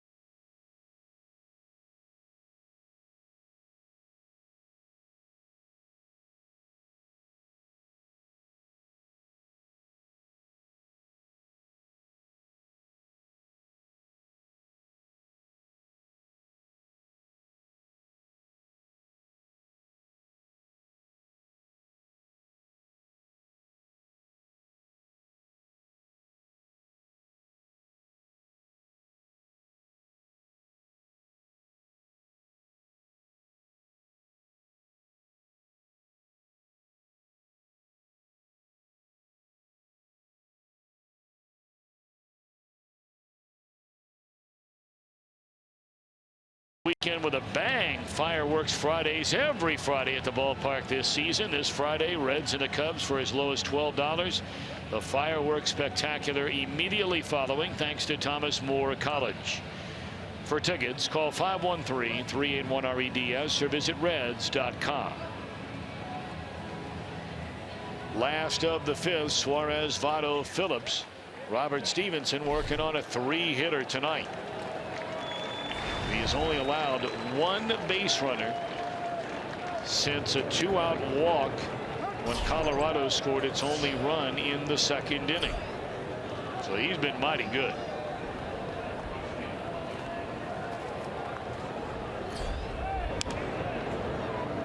Suarez has struck out and singled to right. He's also stolen a base.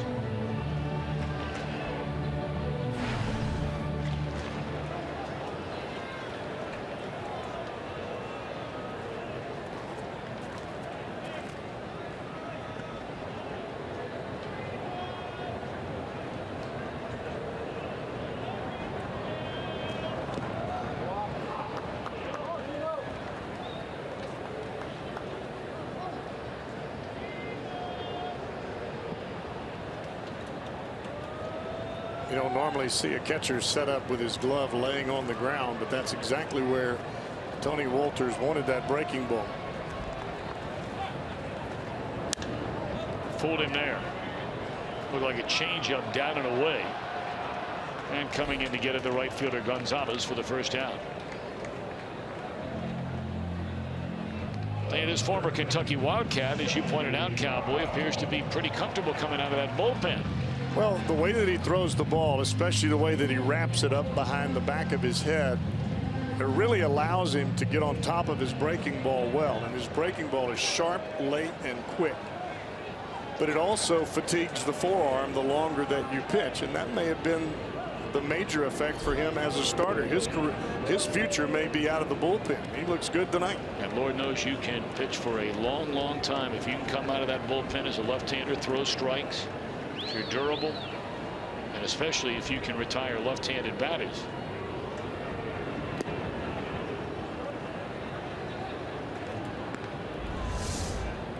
Watch him take it out of the glove. Ball goes down. See him wrap that wrist around. Really tight up around the forearm. And that's not something that you change. It's just how he grew up throwing the baseball. That's a wicked breaking ball right there. Joey Votto is 0 for 2. Has struck out swinging each of his first 2 times up. Both of those at bats against the left-hander De La Rosa.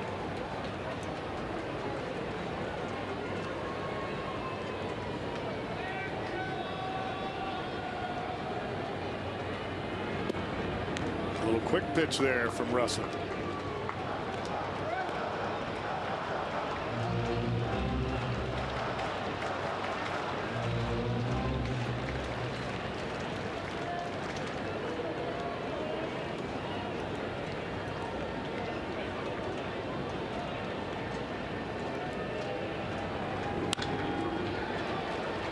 Hard hit ball, but that's the shortstop with the shift on Votto. And they're 2 away here in the Reds' 5th.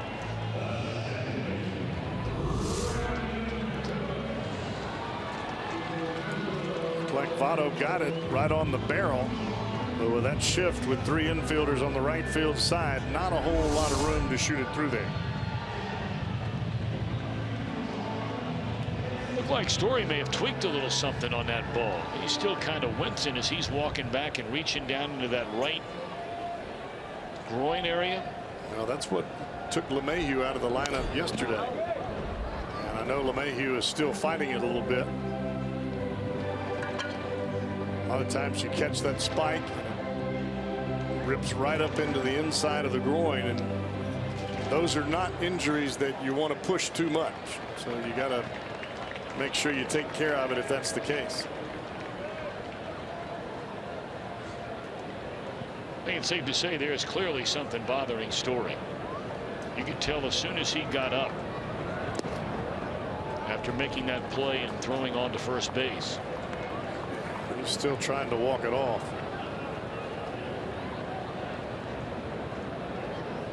A lot of times your spike or your knee hits funny and it pops those hips.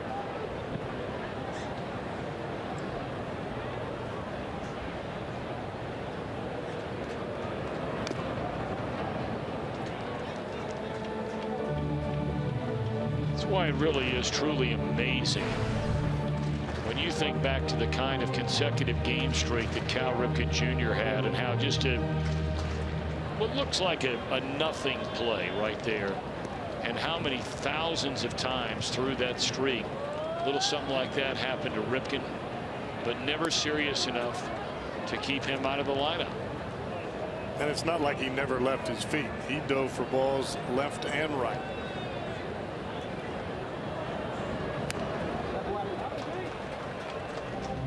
And it's not just a consecutive games played streak. It's guys that, you know, you'll look back on their career, and certainly Pete Rose was one of these guys, and there have been a lot of players even today where you'll look up at guys that play 9, 10, 12, 14 years and playing 150 games or more every year.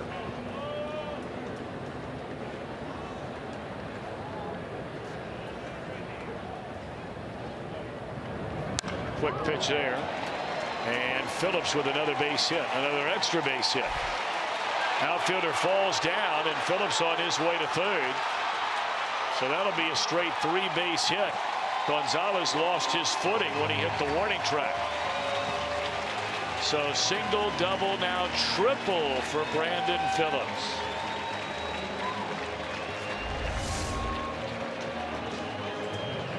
Quick pitch, good idea. Just left it in the middle of the plate, and Brandon was ready for it.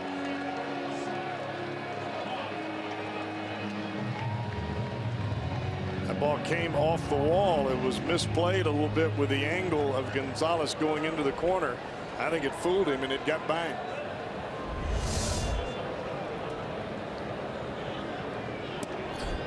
Now Mesoraco with a runner at third and 2 outs here in the 5th. Reds with a 4-1 lead. Devin is single to center and drawn a walk.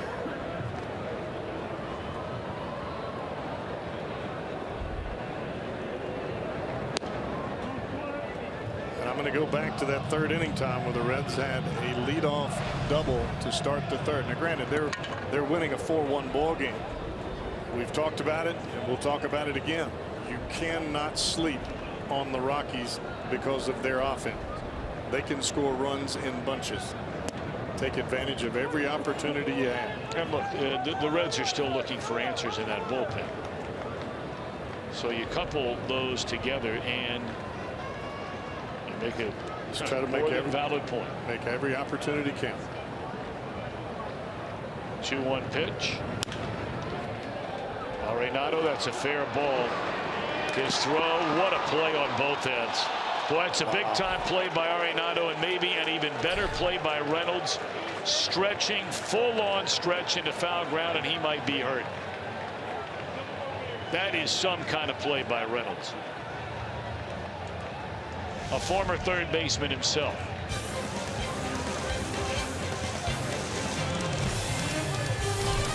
That's big league play.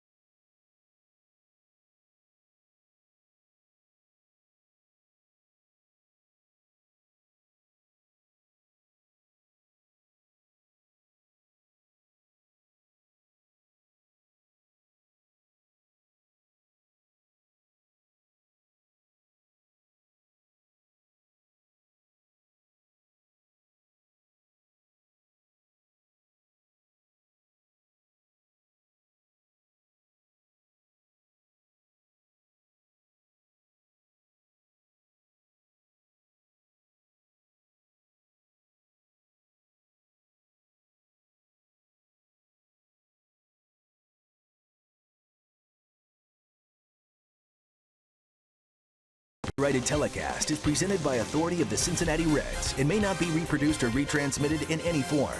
And the accounts and descriptions of this game may not be disseminated without the express written consent of the Cincinnati Reds. Coming your way tomorrow, it's an all-new Reds Weekly. Back from a devastating knee injury. Hear why Zach Cozart is hitting on all cylinders. Doug Flynn goes one-on-one with longtime Reds great former pitching coach and former teammate Don Gullett.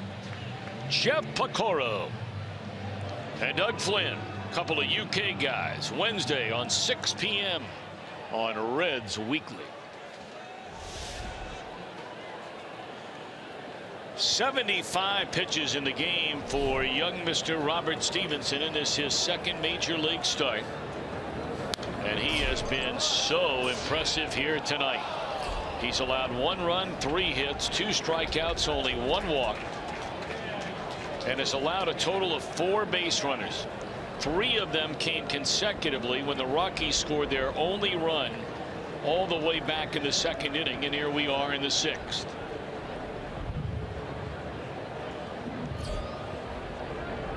Right through the heart of the order here in the 6th inning, Story, Gonzalez, and Arenado.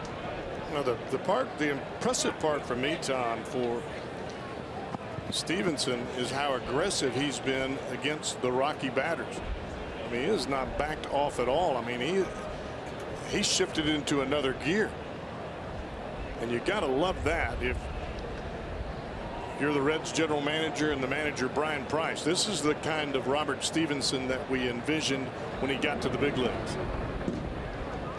2-strike pitch, bounces it up there. A couple of guys part of the same draft class in 2011. Story, the 45th pick. That was a supplemental post first round. Look at some of the notables. Garrett Cole, #1 that year. Lindor of Cleveland, Baez of Chicago, Jose Fernandez of Miami in that draft. Pretty good power arms in that draft class, the early part of it anyway.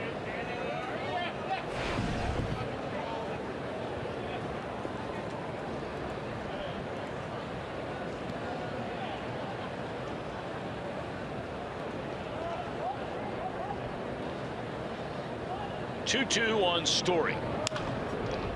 Fooled by a breaking ball. 1 out. And that pitch there just goes back to inducing weak contact. You get ahead in the count. You've got 1 pitch, maybe 2 to get the strikeout. When you don't get it, you go back to making a pitch that will induce weak contact. And you could see Story lunging for the ball. Hips were already open, hands flying out. Ground ball to third.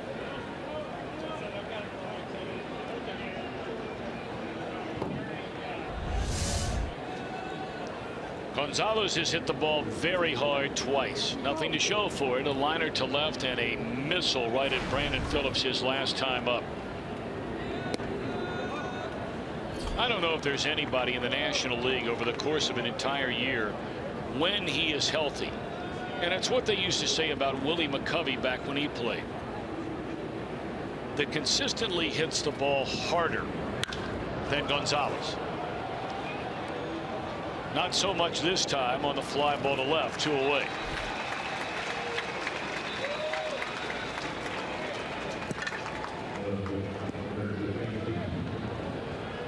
The Reds are one of 2 teams in baseball that have not had a starter pitch 7 innings in a game this year, the Marlins being the other. Stephenson is only sitting on 82 pitches right now. And the way he's throwing the ball tonight, he's not coming out. No.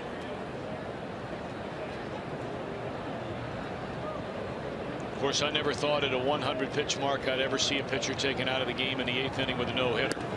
But that's happened already this year. The thing that I think Robert Stephenson is realizing right now is I can beat some of these best hitters on the inside part of the plate, and he's done that throughout the night.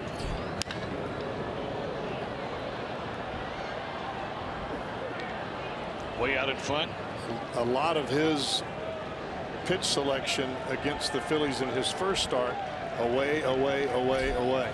When you're a power arm and your name is Robert Stephenson, you come in, and you come in with a vengeance. Ahead 0-2. Fastball at 95 miles per hour. That time they set up away and wound up coming in.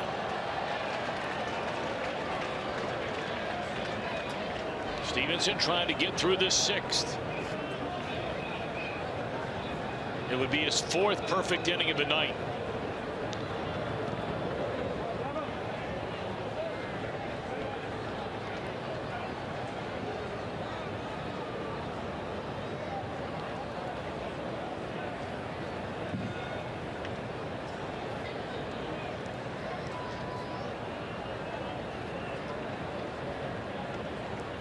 One and 2 on Nolan Arenado.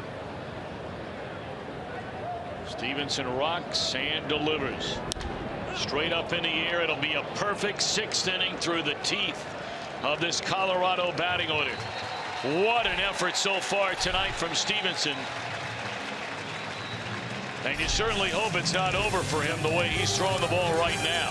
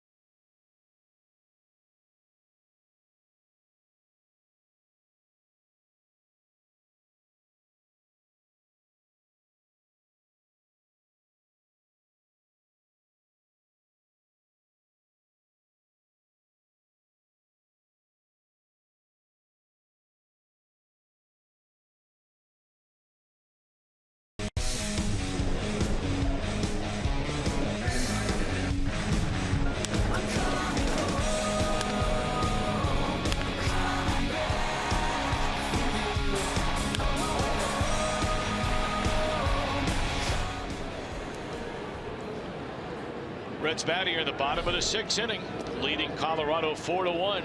Robert Stephenson, 6 innings of 3-hit, 1-run baseball. He is due up 4th here in the Reds' 6th inning, and already the batting helmet on. He doesn't even want to give his manager a chance to debate taking him out of this game. Not the way he's going. Bruce, a fly ball to left, a long run, and getting there. That's a good play out there by Paulson. It's a guy that was playing first base last night. He ran like a first baseman after that ball. But he got it. That's right. It's all about results up here, baby. I don't care if you hit it with the knob of the bat as long as it falls in for a hit.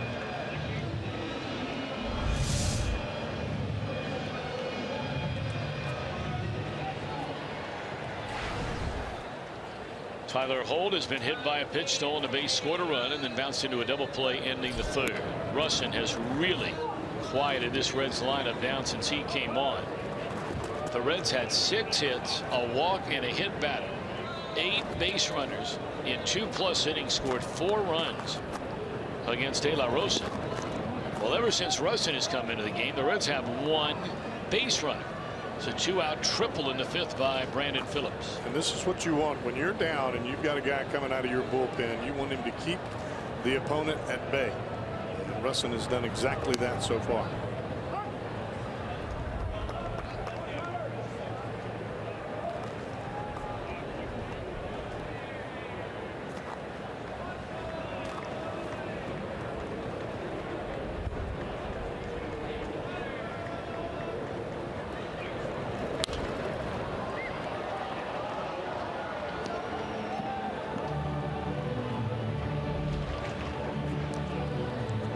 Just joining us, we were talking about Russin, originally a Chicago Cub, but a young man who pitched collegiately and graduated in 2009 from the University of Kentucky down in Lexington. The Big Blue.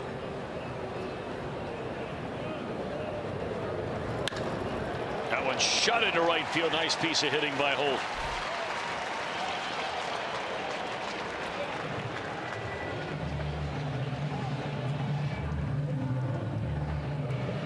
Our steel power tool performers, the Reds running game tonight, stole 5 bases. And that is the most by any team in 1 inning since Texas in 2010. Jay Bruce stole 2nd and 3rd standing up. All off De La Rosa. This should be a double play to win the inning, and oh, it's thrown away into the dugout, so Stephenson will be awarded second base. That's a routine play right there for Story, and he just airmailed it.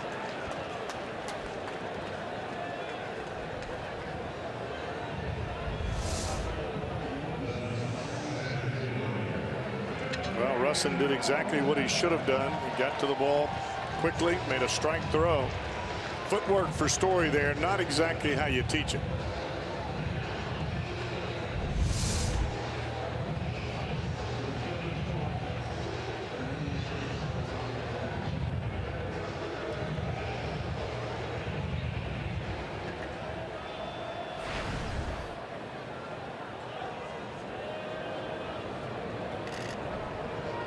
Billy Hamilton, 1 of 2.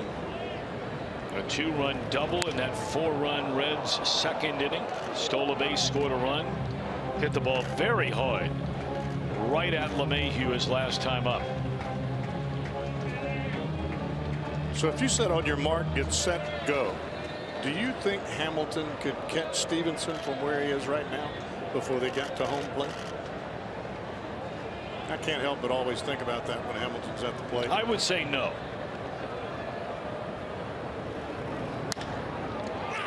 We were about to find out. Thought we were going to find out. Tell you, Billy's hit the ball hard tonight. Yes, he has. It's been his best game so far this year.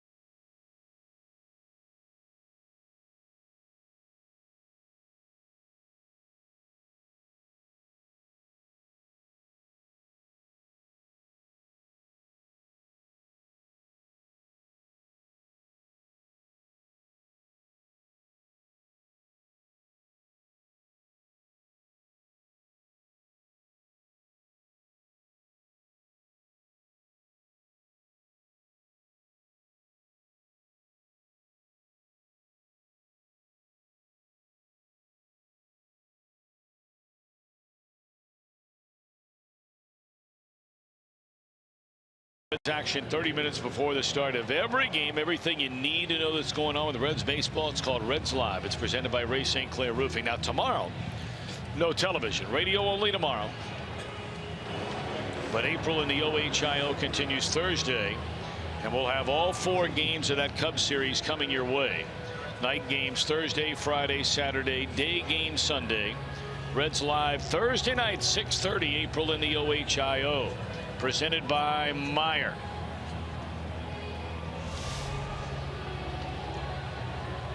The headline so far tonight, the pitching of 23-year-old Californian Robert Stephenson as he climbs the hill with a chance to become the first Reds starting pitcher this year to pitch 7 innings in a game. Well, this is the type of outing that if you're a Reds fan, you've been waiting on. He's been very aggressive. He's pitched confidently. You just like the aggressiveness, that youthful nature of getting out on the mound and taking it to the opponent. He has not backed off one pitch tonight.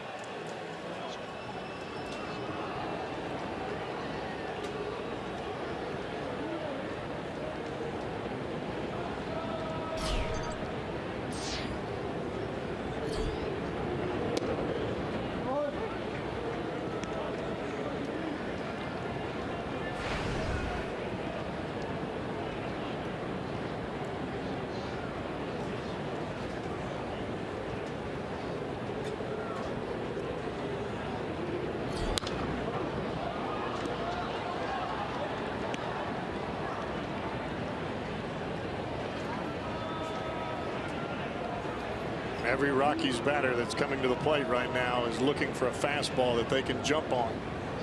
Back-to-back changeups there to Parra, and now he's got him in an 0-2 hole. Stephenson is fan 2, walked only 1. Try to get him to chase that fastball up in the zone, and too far up in the zone. Parra has popped to short, bounced out to Phillips.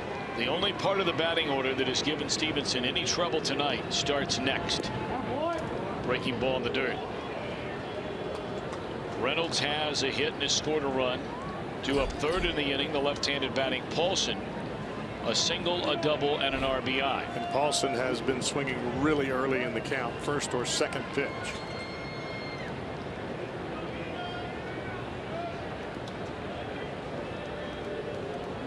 '92nd pitch of the night for Stephenson. Right back to it. 1 out.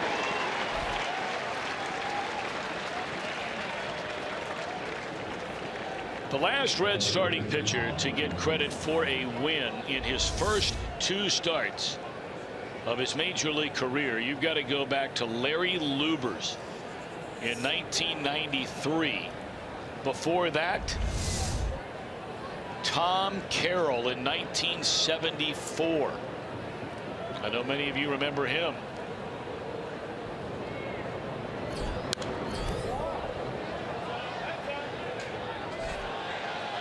Tell you what, Robert Stephenson has lost nothing. We're in the 7th inning. He's approaching the 100 pitch mark. That last fastball at 96 miles an hour. And what a wicked breaking ball right there. I mean, the bottom fell out of that.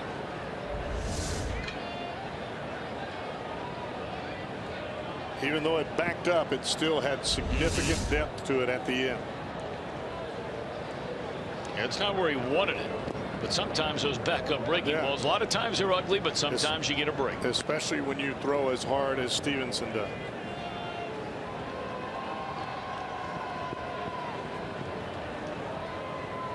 Done a lot more of this in his second start. Taking just an extra couple of seconds. This is what I buy a ticket for. That young kid out there on the man.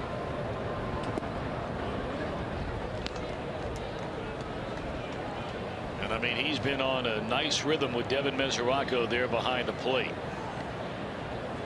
He puts that finger down and it's yes sir, here we go. 2-2 on Reynolds. Try the breaking ball again. He's missed with the last 2 low. All right, what are you doing here at 3-2? Go get him. It's a 4-1 game. Let me hear it. Throw him the heater, Ricky. That's what we've been waiting for. Threw him a heater but missed.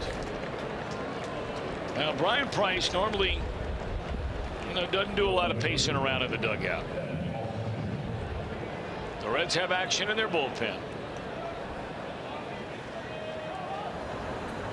Both guys are ready.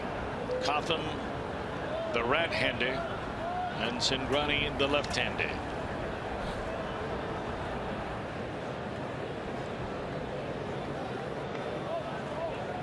You got to know that Paulson's going to want to swing early. I've seen a lot of first pitch changeups here lately to the left-handed batters.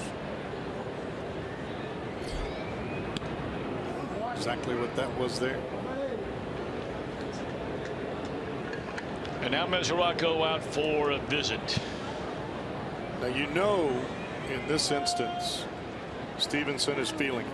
He wants it bad.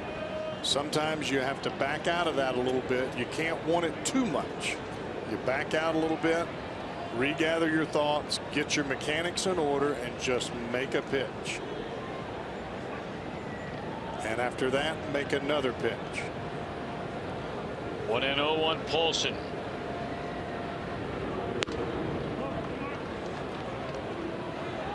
A lot off speed here in these last two at bats. Curveballs and changeups.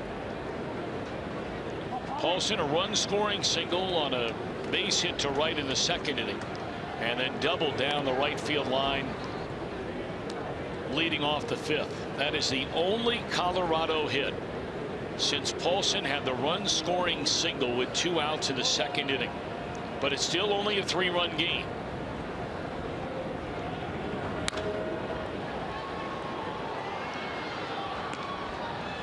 '101st pitch of the night for Stephenson, fouled off to get a strike on Paulson. Boy, you'd love to see a sharp ground ball right now at Brandon Phillips.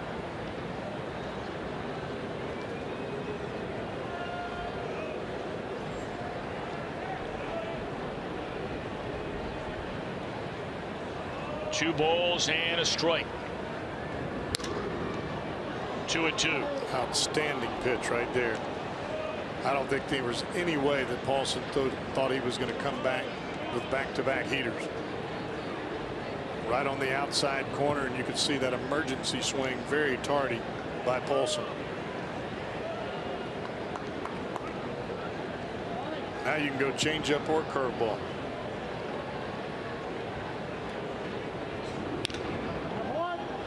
Came with another fastball. Stephenson, 5 innings in his major league debut. Was the beneficiary of a huge offensive explosion that day for the Reds. They scored 8 runs in the 4th inning that day against the Phillies.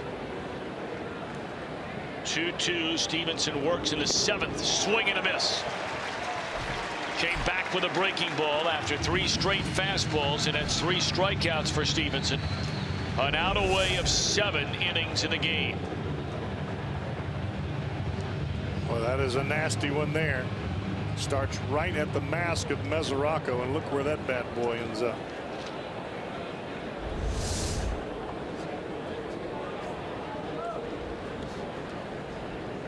It's all about making pitches in crunch time. Don't let the moment consume you. Now the catcher, Tony Walters, runner at first, 2 outs. Robert Stephenson, 7 innings in this, his second major league start. He allows 3 hits, 1 run, 105 pitches. And they will stand and cheer behind that Reds dugout. He earned it.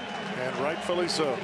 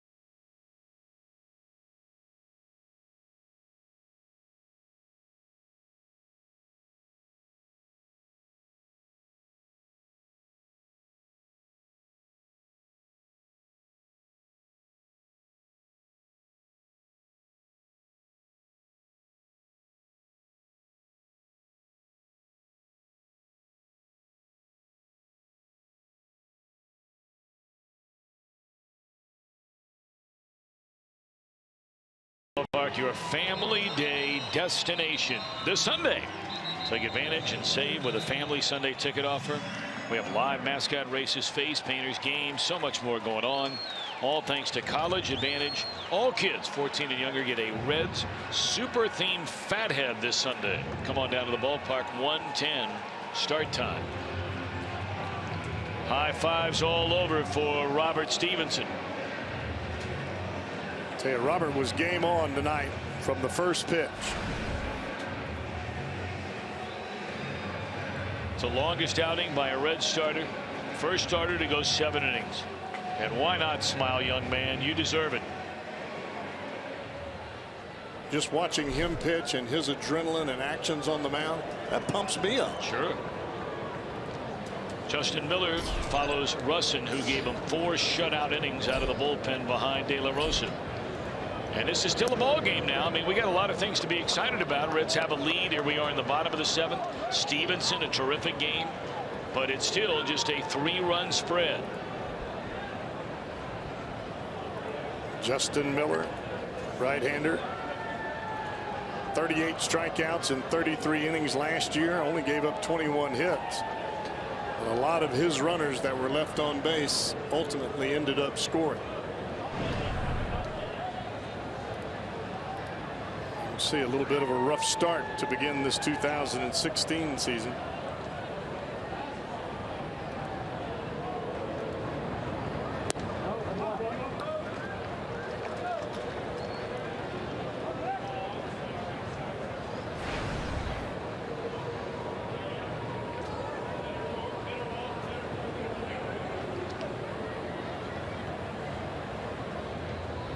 Chris Russin did a phenomenal job. Sure did. Out of the Rockies bullpen. I don't think you could ask for anything better.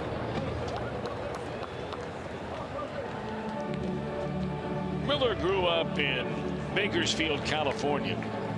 Boy, you talk about a great memory. He pitched for the Fresno State Bulldogs when they won the College World Series in 2008. Pretty exciting. No doubt about it. It's one thing to get there. There's a whole lot more to win. Well, you were there. We didn't win. We had 4 big league all-stars and still didn't win. That's a tough tourney right there. Sure is.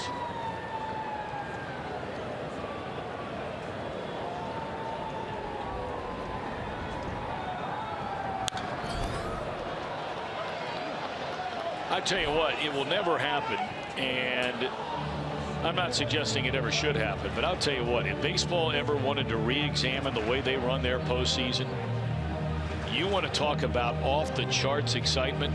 If you ran it in the same format like they run the College Baseball World Series, obviously will never happen. Right. But man, oh man, would that be something else?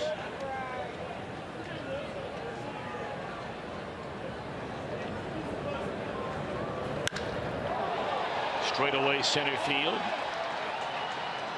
Parra drifting to his left for the first out of the inning.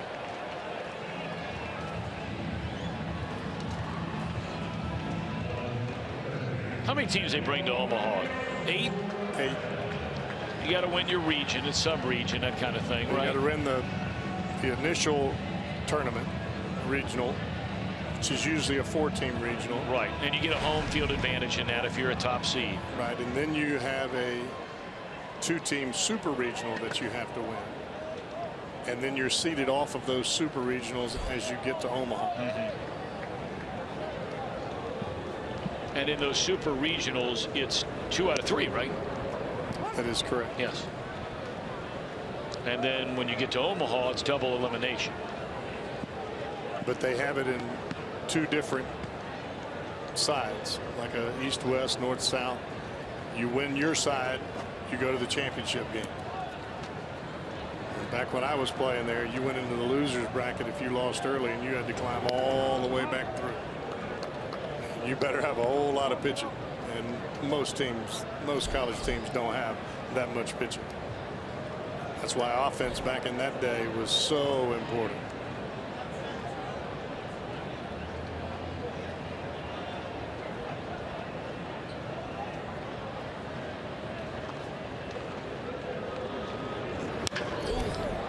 Hard hit ball right on the nose by Suarez, but allowed out right into shortstop.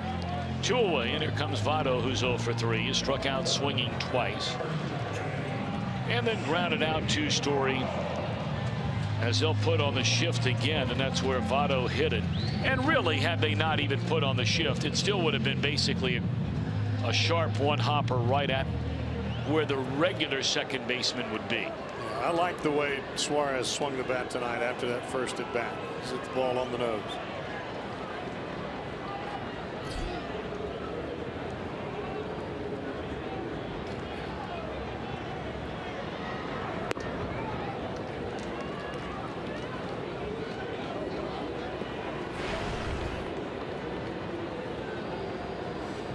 Full slate of games all over baseball tonight. There still have not been that many days in this season because of weather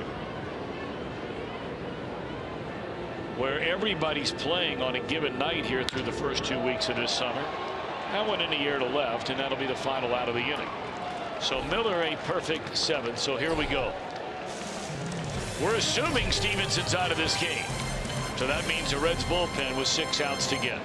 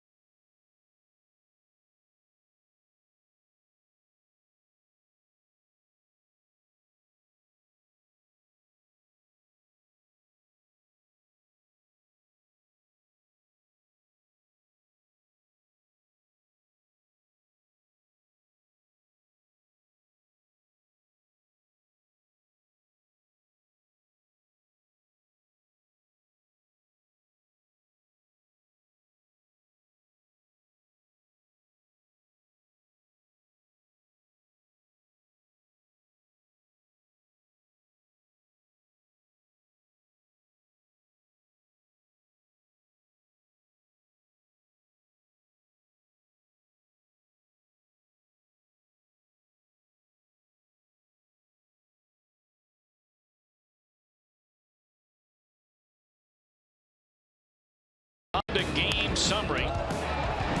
The Reds stole 5 bases. They scored 4 runs on 5 hits in the second inning off De La Rosa. Billy Hamilton, a big 2-out, 2-run double. Cozart would extend his hitting streak with a run-scoring single. And Robert Stephenson in his second major league start, so very impressive. Can't help but absolutely love what you've seen tonight from Robert Stephenson. A lot of strikes, very aggressive in the strike zone, taking the fight to the opponent.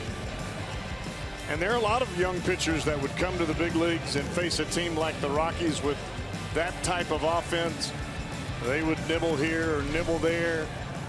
There was no nibble in Stephenson's game here tonight. He wanted to make his presence known, and he did that, folks. Christian Adames, who got the start last night, will pinch hit for Miller. And Caleb Cotham comes on from the Cincinnati bullpen. Cotham's had a nice run at it so far. I mean, you can't say that obviously about a lot of guys in the bullpen, but Cotham, there you see, already his 8th game of the year, is not allowed an earned run. Now, you pointed out last night there have been a couple of spots they brought him into key situations, and maybe an at-bat got away from him, walked a guy, then they have to bring in somebody else behind him. But the bottom line is he's getting people out. Well, the thing that I like about Cotham that I've seen thus far, he's not afraid to throw the ball over the plate. He can throw fastball on both sides of the plate and breaking ball on both sides of the plate.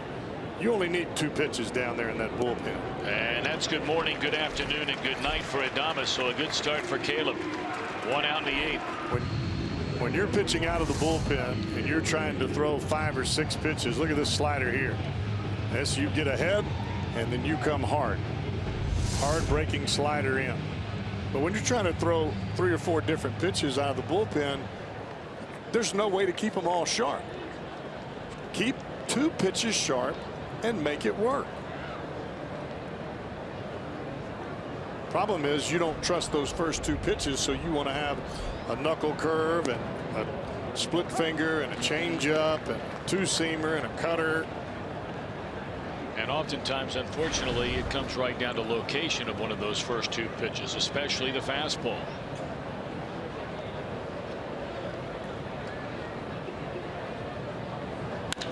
Ground ball to Cozart. Cotham has come on, 5 pitches and 2 outs.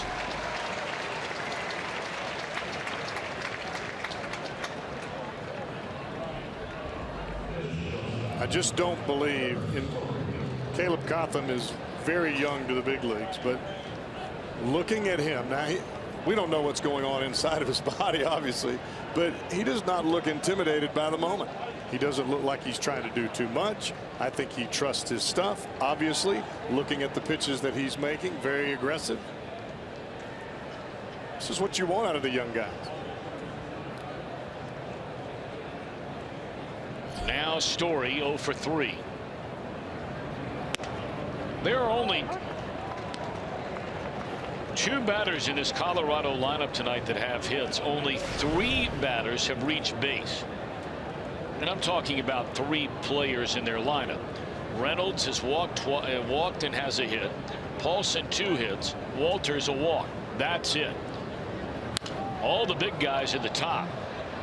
All-star LeMahieu, Story, you know about the way he started the year. Gonzalez, Arenado. All the way down to Parra, the first 5 hitters in the lineup are a combined 0 for 16.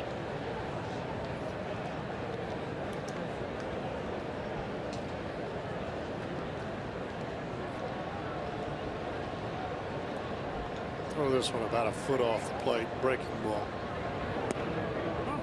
Tried to. You know, in this day and age, Tom, throwing the ball 95, 96 miles an hour, that's a regular thing out of the bullpen. So you've got to be able to have a secondary pitch that you can throw for a strike and be able to keep the hitter honest so your heater matters. That ball stung into right center. Billy will run it down. And a 1-2-3 8th inning for Caleb Cotham. Stephenson will congratulate him. 3 outs away from a win.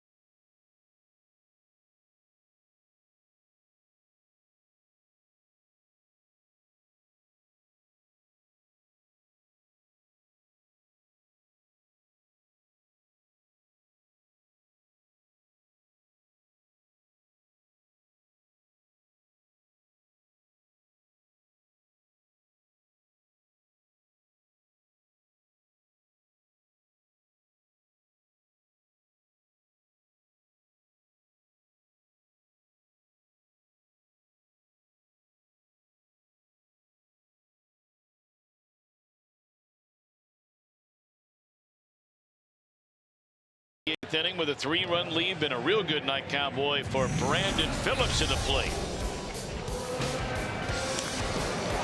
Got a breaking ball early in the ball game. Hooked it down the left field line, thinking 2 there.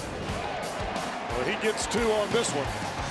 All the way down the left field line into the corner, and a 2-strike fastball he hits the other way, and watch Gonzalez go to the turf. And as soon as that happened, Phillips is headed on to third. 1 swing away from the cycle if he can go long ball here.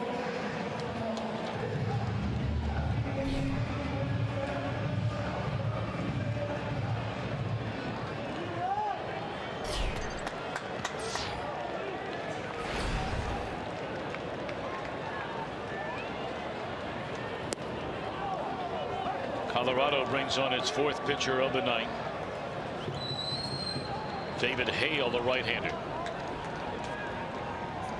This guy we saw throw so well in the starting rotation in Atlanta a couple years ago. Yeah, boy, what a game he had that night. Remember that? And Phillips a 4-hit night. Single, double, triple, single.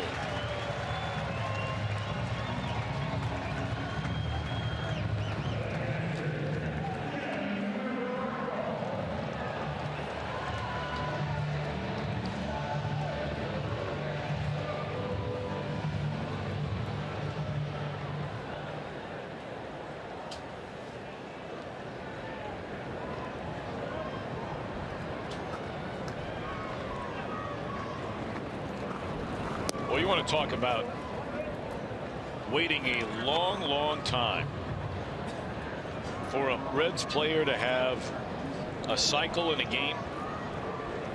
You've got to go all the way back to 1989 with Eric Davis against the San Diego Padres. That was June the 2nd at Riverfront Stadium. Eric became the 5th and last player in Reds history to hit for the cycle. He doubled in the 1st inning, singled in the 3rd, homered in the 4th, completed the feat with a run-scoring triple to right center field in the 7th inning. There it is right there. 3 bases. Man, could he run.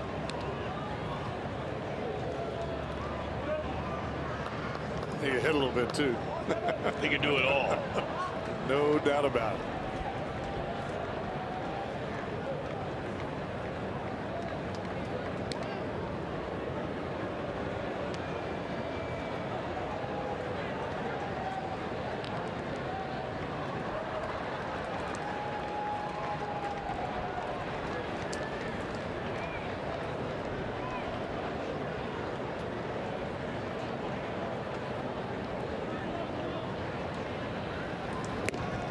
One and 2 on Devin Mesoraco. Now I know a lot of you are sitting at home right now and you're saying, is Hoover getting loose in the bullpen? The answer is no. The Rockies will have a left-handed batter, a right-handed batter, and a left-handed batter coming up in the top of the 9th inning. It is the meat of their order. Carlos Gonzalez, Nolan Arenado, Gerardo Parra. And it's Cingrani who's ready. And there is no doubt that Cingrani will be brought on in the 9th inning to pitch. Liner caught by Parra for the first down, the Reds 8th. Well, thanks to our friends from John Morrell, the first 25,000 fans this Saturday receive a Votto-Matic Super bobblehead, and you can see the Reds and the Cubbies for as low as $12. Call 513-381-REDS or visit Reds.com. Visit select Kroger locations as well. Well, the lefty coming up. There'll be a pitching change. They have 3 to choose from down there, left-handers. And this will be Jason Gurka coming on to face Shea Bruce. We'll be back.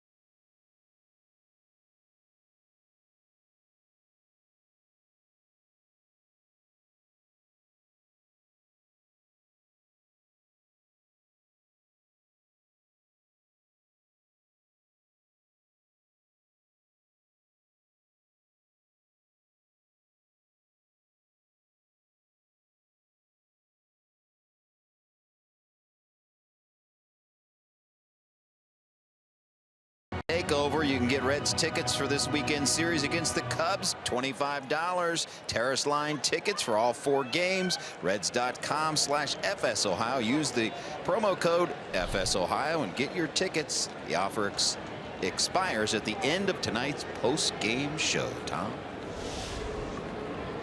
All right, Jimbo. So if you want to take advantage of that, you better get on it right now.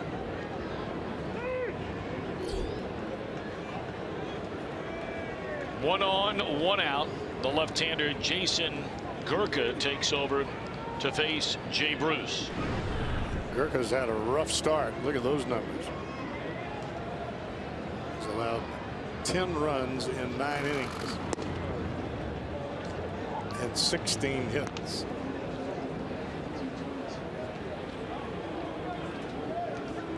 Gurka, 28 years old. Originally drafted by the Baltimore Orioles in the 15th round in 2008 out of Angelina, Texas Junior College. And he faces another fellow Houstonian, if you will, the suburbs of Houston, Jay Bruce. Gurka got his first sniff of the big leagues last year, pitched in 9 games with the Rockies.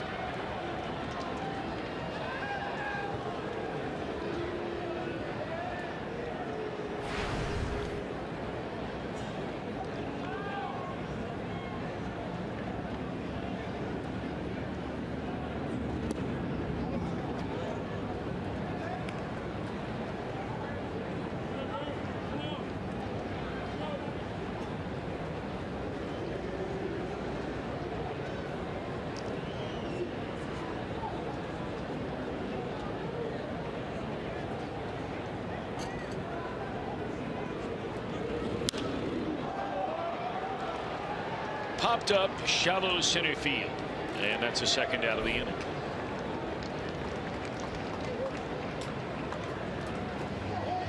Colorado bullpen has just been outstanding tonight. I mean, look, give credit where it's due. Russin, Miller, Hale, now Gurka. Remember, Russin took over with 4 runs in and nobody out.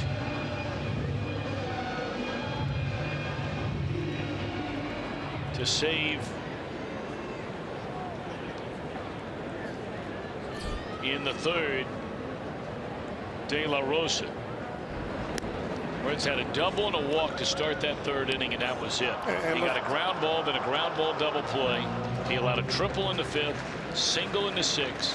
The only 2 hits he allowed in 4 innings. Miller works a perfect 7th. Hale and Gurka in the 8th. The only way that this Rockies club is going to be competitive beyond April, which is always their best month, is their bullpen to perform soundly. It's the only thing that hasn't gone Phillips' way tonight. Caught stealing 1-3-6. Coming up for Colorado, you've got Gonzalez, Arenado, and Manny Parra, lefty, righty, lefty. And is the bullpen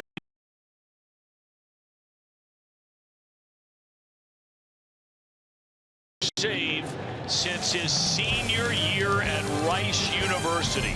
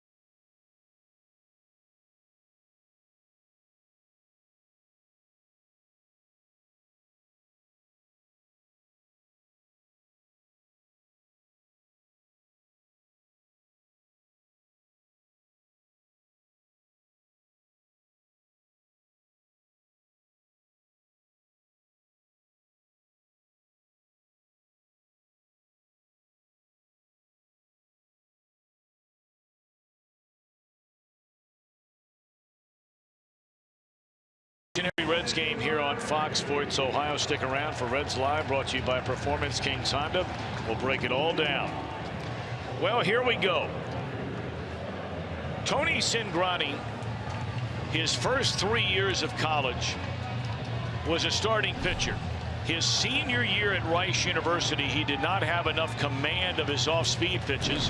We've heard that before, to even make the Rice University starting rotation. They moved him into the bullpen, where ultimately he became their closer and had 12 saves his senior year in 2010. He has not saved a single game since leaving college. Not one as a professional. But now he will get a chance on this April the 19th, 2016. Cowboy, this truly is the chance of a lifetime, perhaps career altering for Tony Cingrani. Tremendous opportunity.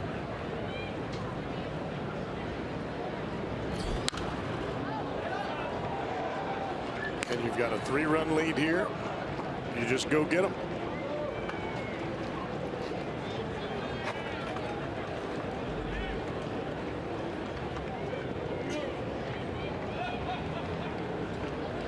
He jumps ahead of Gonzalez, 0-2, puts him away on a breaking ball. 3 straight pitches in what is starting the ninth for Cingrani. This is the pitch that's really helped Cingrani so far this year. That hard sweeping breaking ball. And I beg your pardon.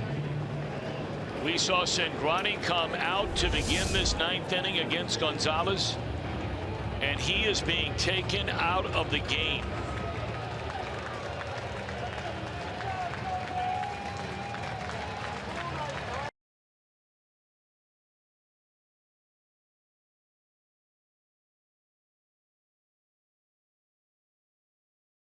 Down with 2 outs to go.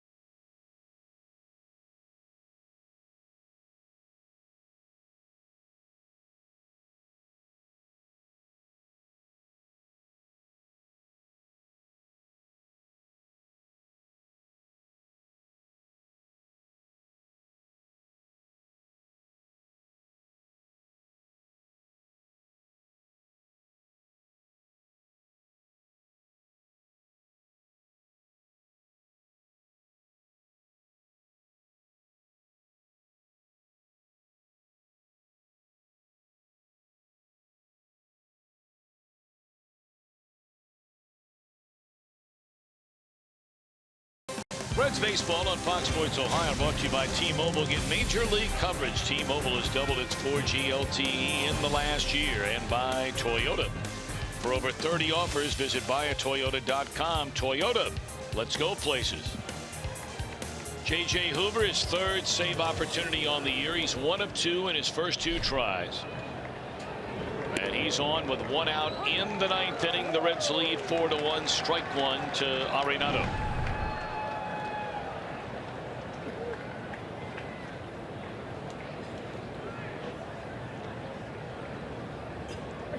Hoover got his first save of the year on Saturday,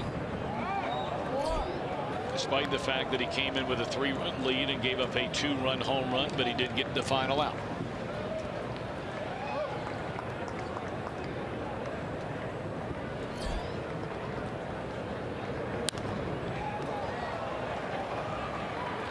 Now, Cowboy, you know all about the closer's role. You were an all-star.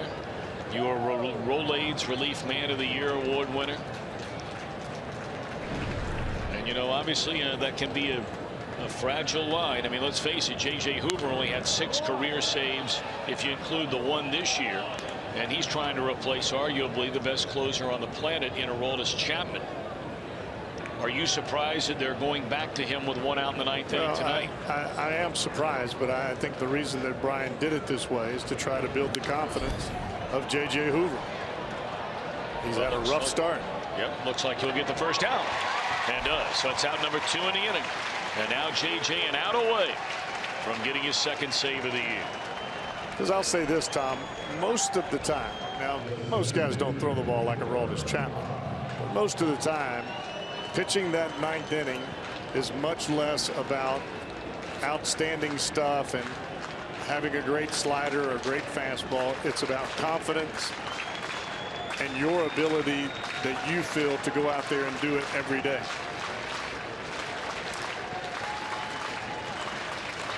But you know what? Joe Luckham, our statistician, points out to me and reminds me this is actually not a save situation now for Hoover. You have to pitch with a 3-run lead. You have to pitch either A, the full inning, or B, you've got to come into the game where the tying run is standing in the on-deck circle. That is correct. Or on base or at the plate. And that's not the case here with the bases empty, 1 out. But even with it not being a save situation, if you're finishing the ball game for J.J. Hoover right now, you get a couple of quick outs, it's a confidence booster. And I think that's where Brian Price is headed in this moment here. Just for those of you that to understand, as that one is bunted, and that will be a base hit by Parra to keep this inning alive. If Cingrani would have pitched this entire inning, he would have gotten it would have been a save.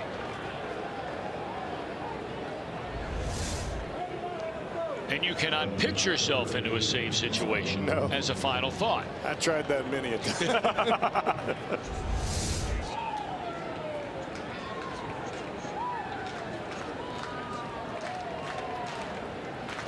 And some people are out there saying, well, no kidding, I'm well aware of that. There are a lot of people that don't know. Right. So the save rules can get a little confusing for folks.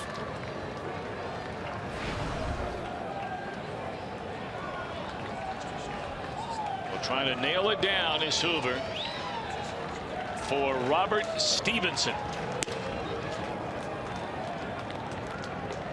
And he's down there cheering on Hoover, standing up in that Reds dugout.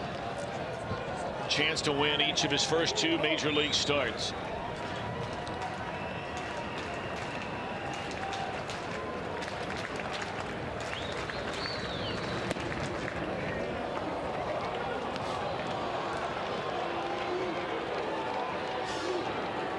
The best Colorado hitter tonight is a guy on deck.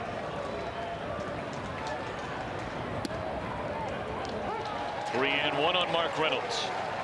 Reynolds had a pretty good night as well. He has a double, scored the only Colorado run in the 2nd inning, has struck out, drawn a walk. But Paulson, a single, a double, an RBI, and has also struck out.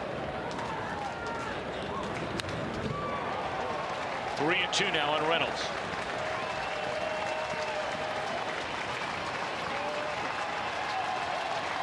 Robert Stephenson, the first Red starter this year to give his team 7 innings on the hill.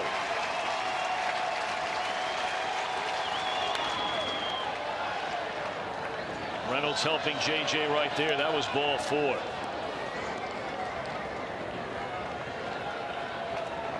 The Reds, one of only 2 teams in the major leagues leading into tonight where a starter had not given him 7 innings in a game. The Marlins being the other.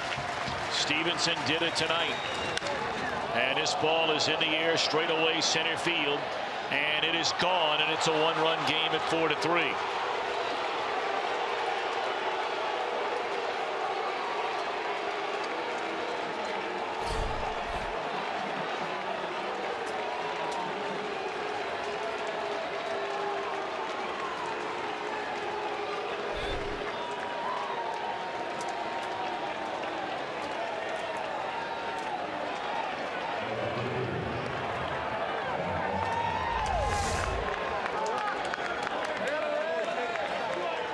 got behind in the count, and you're throwing a lot of fastballs to a guy that he can hit a fastball, and he definitely hit that one.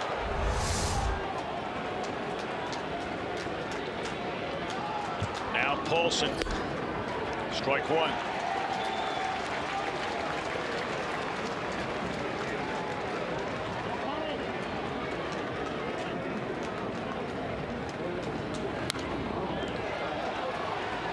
Pumping a fastball in there to get ahead of Paulson at 0-2.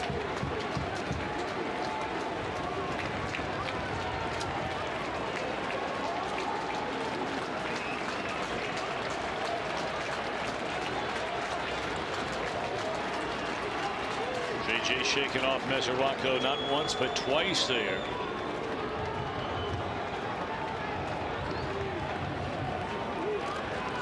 A 4-3 game, 2 outs in the ninth.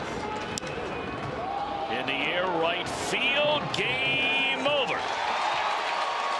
Robert Stephenson will celebrate, and rightfully so. He goes to 2-0 on the year.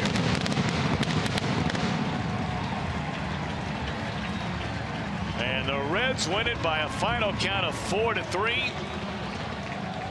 And our Miller Time Moments, Cowboy, presented by Miller Lite and delivered by Robert Stephenson. Robert Stephenson showed up tonight. He was awfully aggressive, pitched with great confidence. We saw the curveball that we have talked about so many times, and it was a great pitch for him. But he also had the changeup working, and when he did have a little bit of inconsistency in the strike zone, he was able to come back and right the ship quickly. Outstanding job. Got to go back to 1993. The last Reds starting pitcher to win each of his first 2 major league starts when Larry Lugers did it. We mentioned earlier you got to go all the way back to Tom Hall in Tom Carroll all the way back in 1974 prior to Lubers in 93. More still to come, celebrating a Reds win and back to 500 after the victory tonight.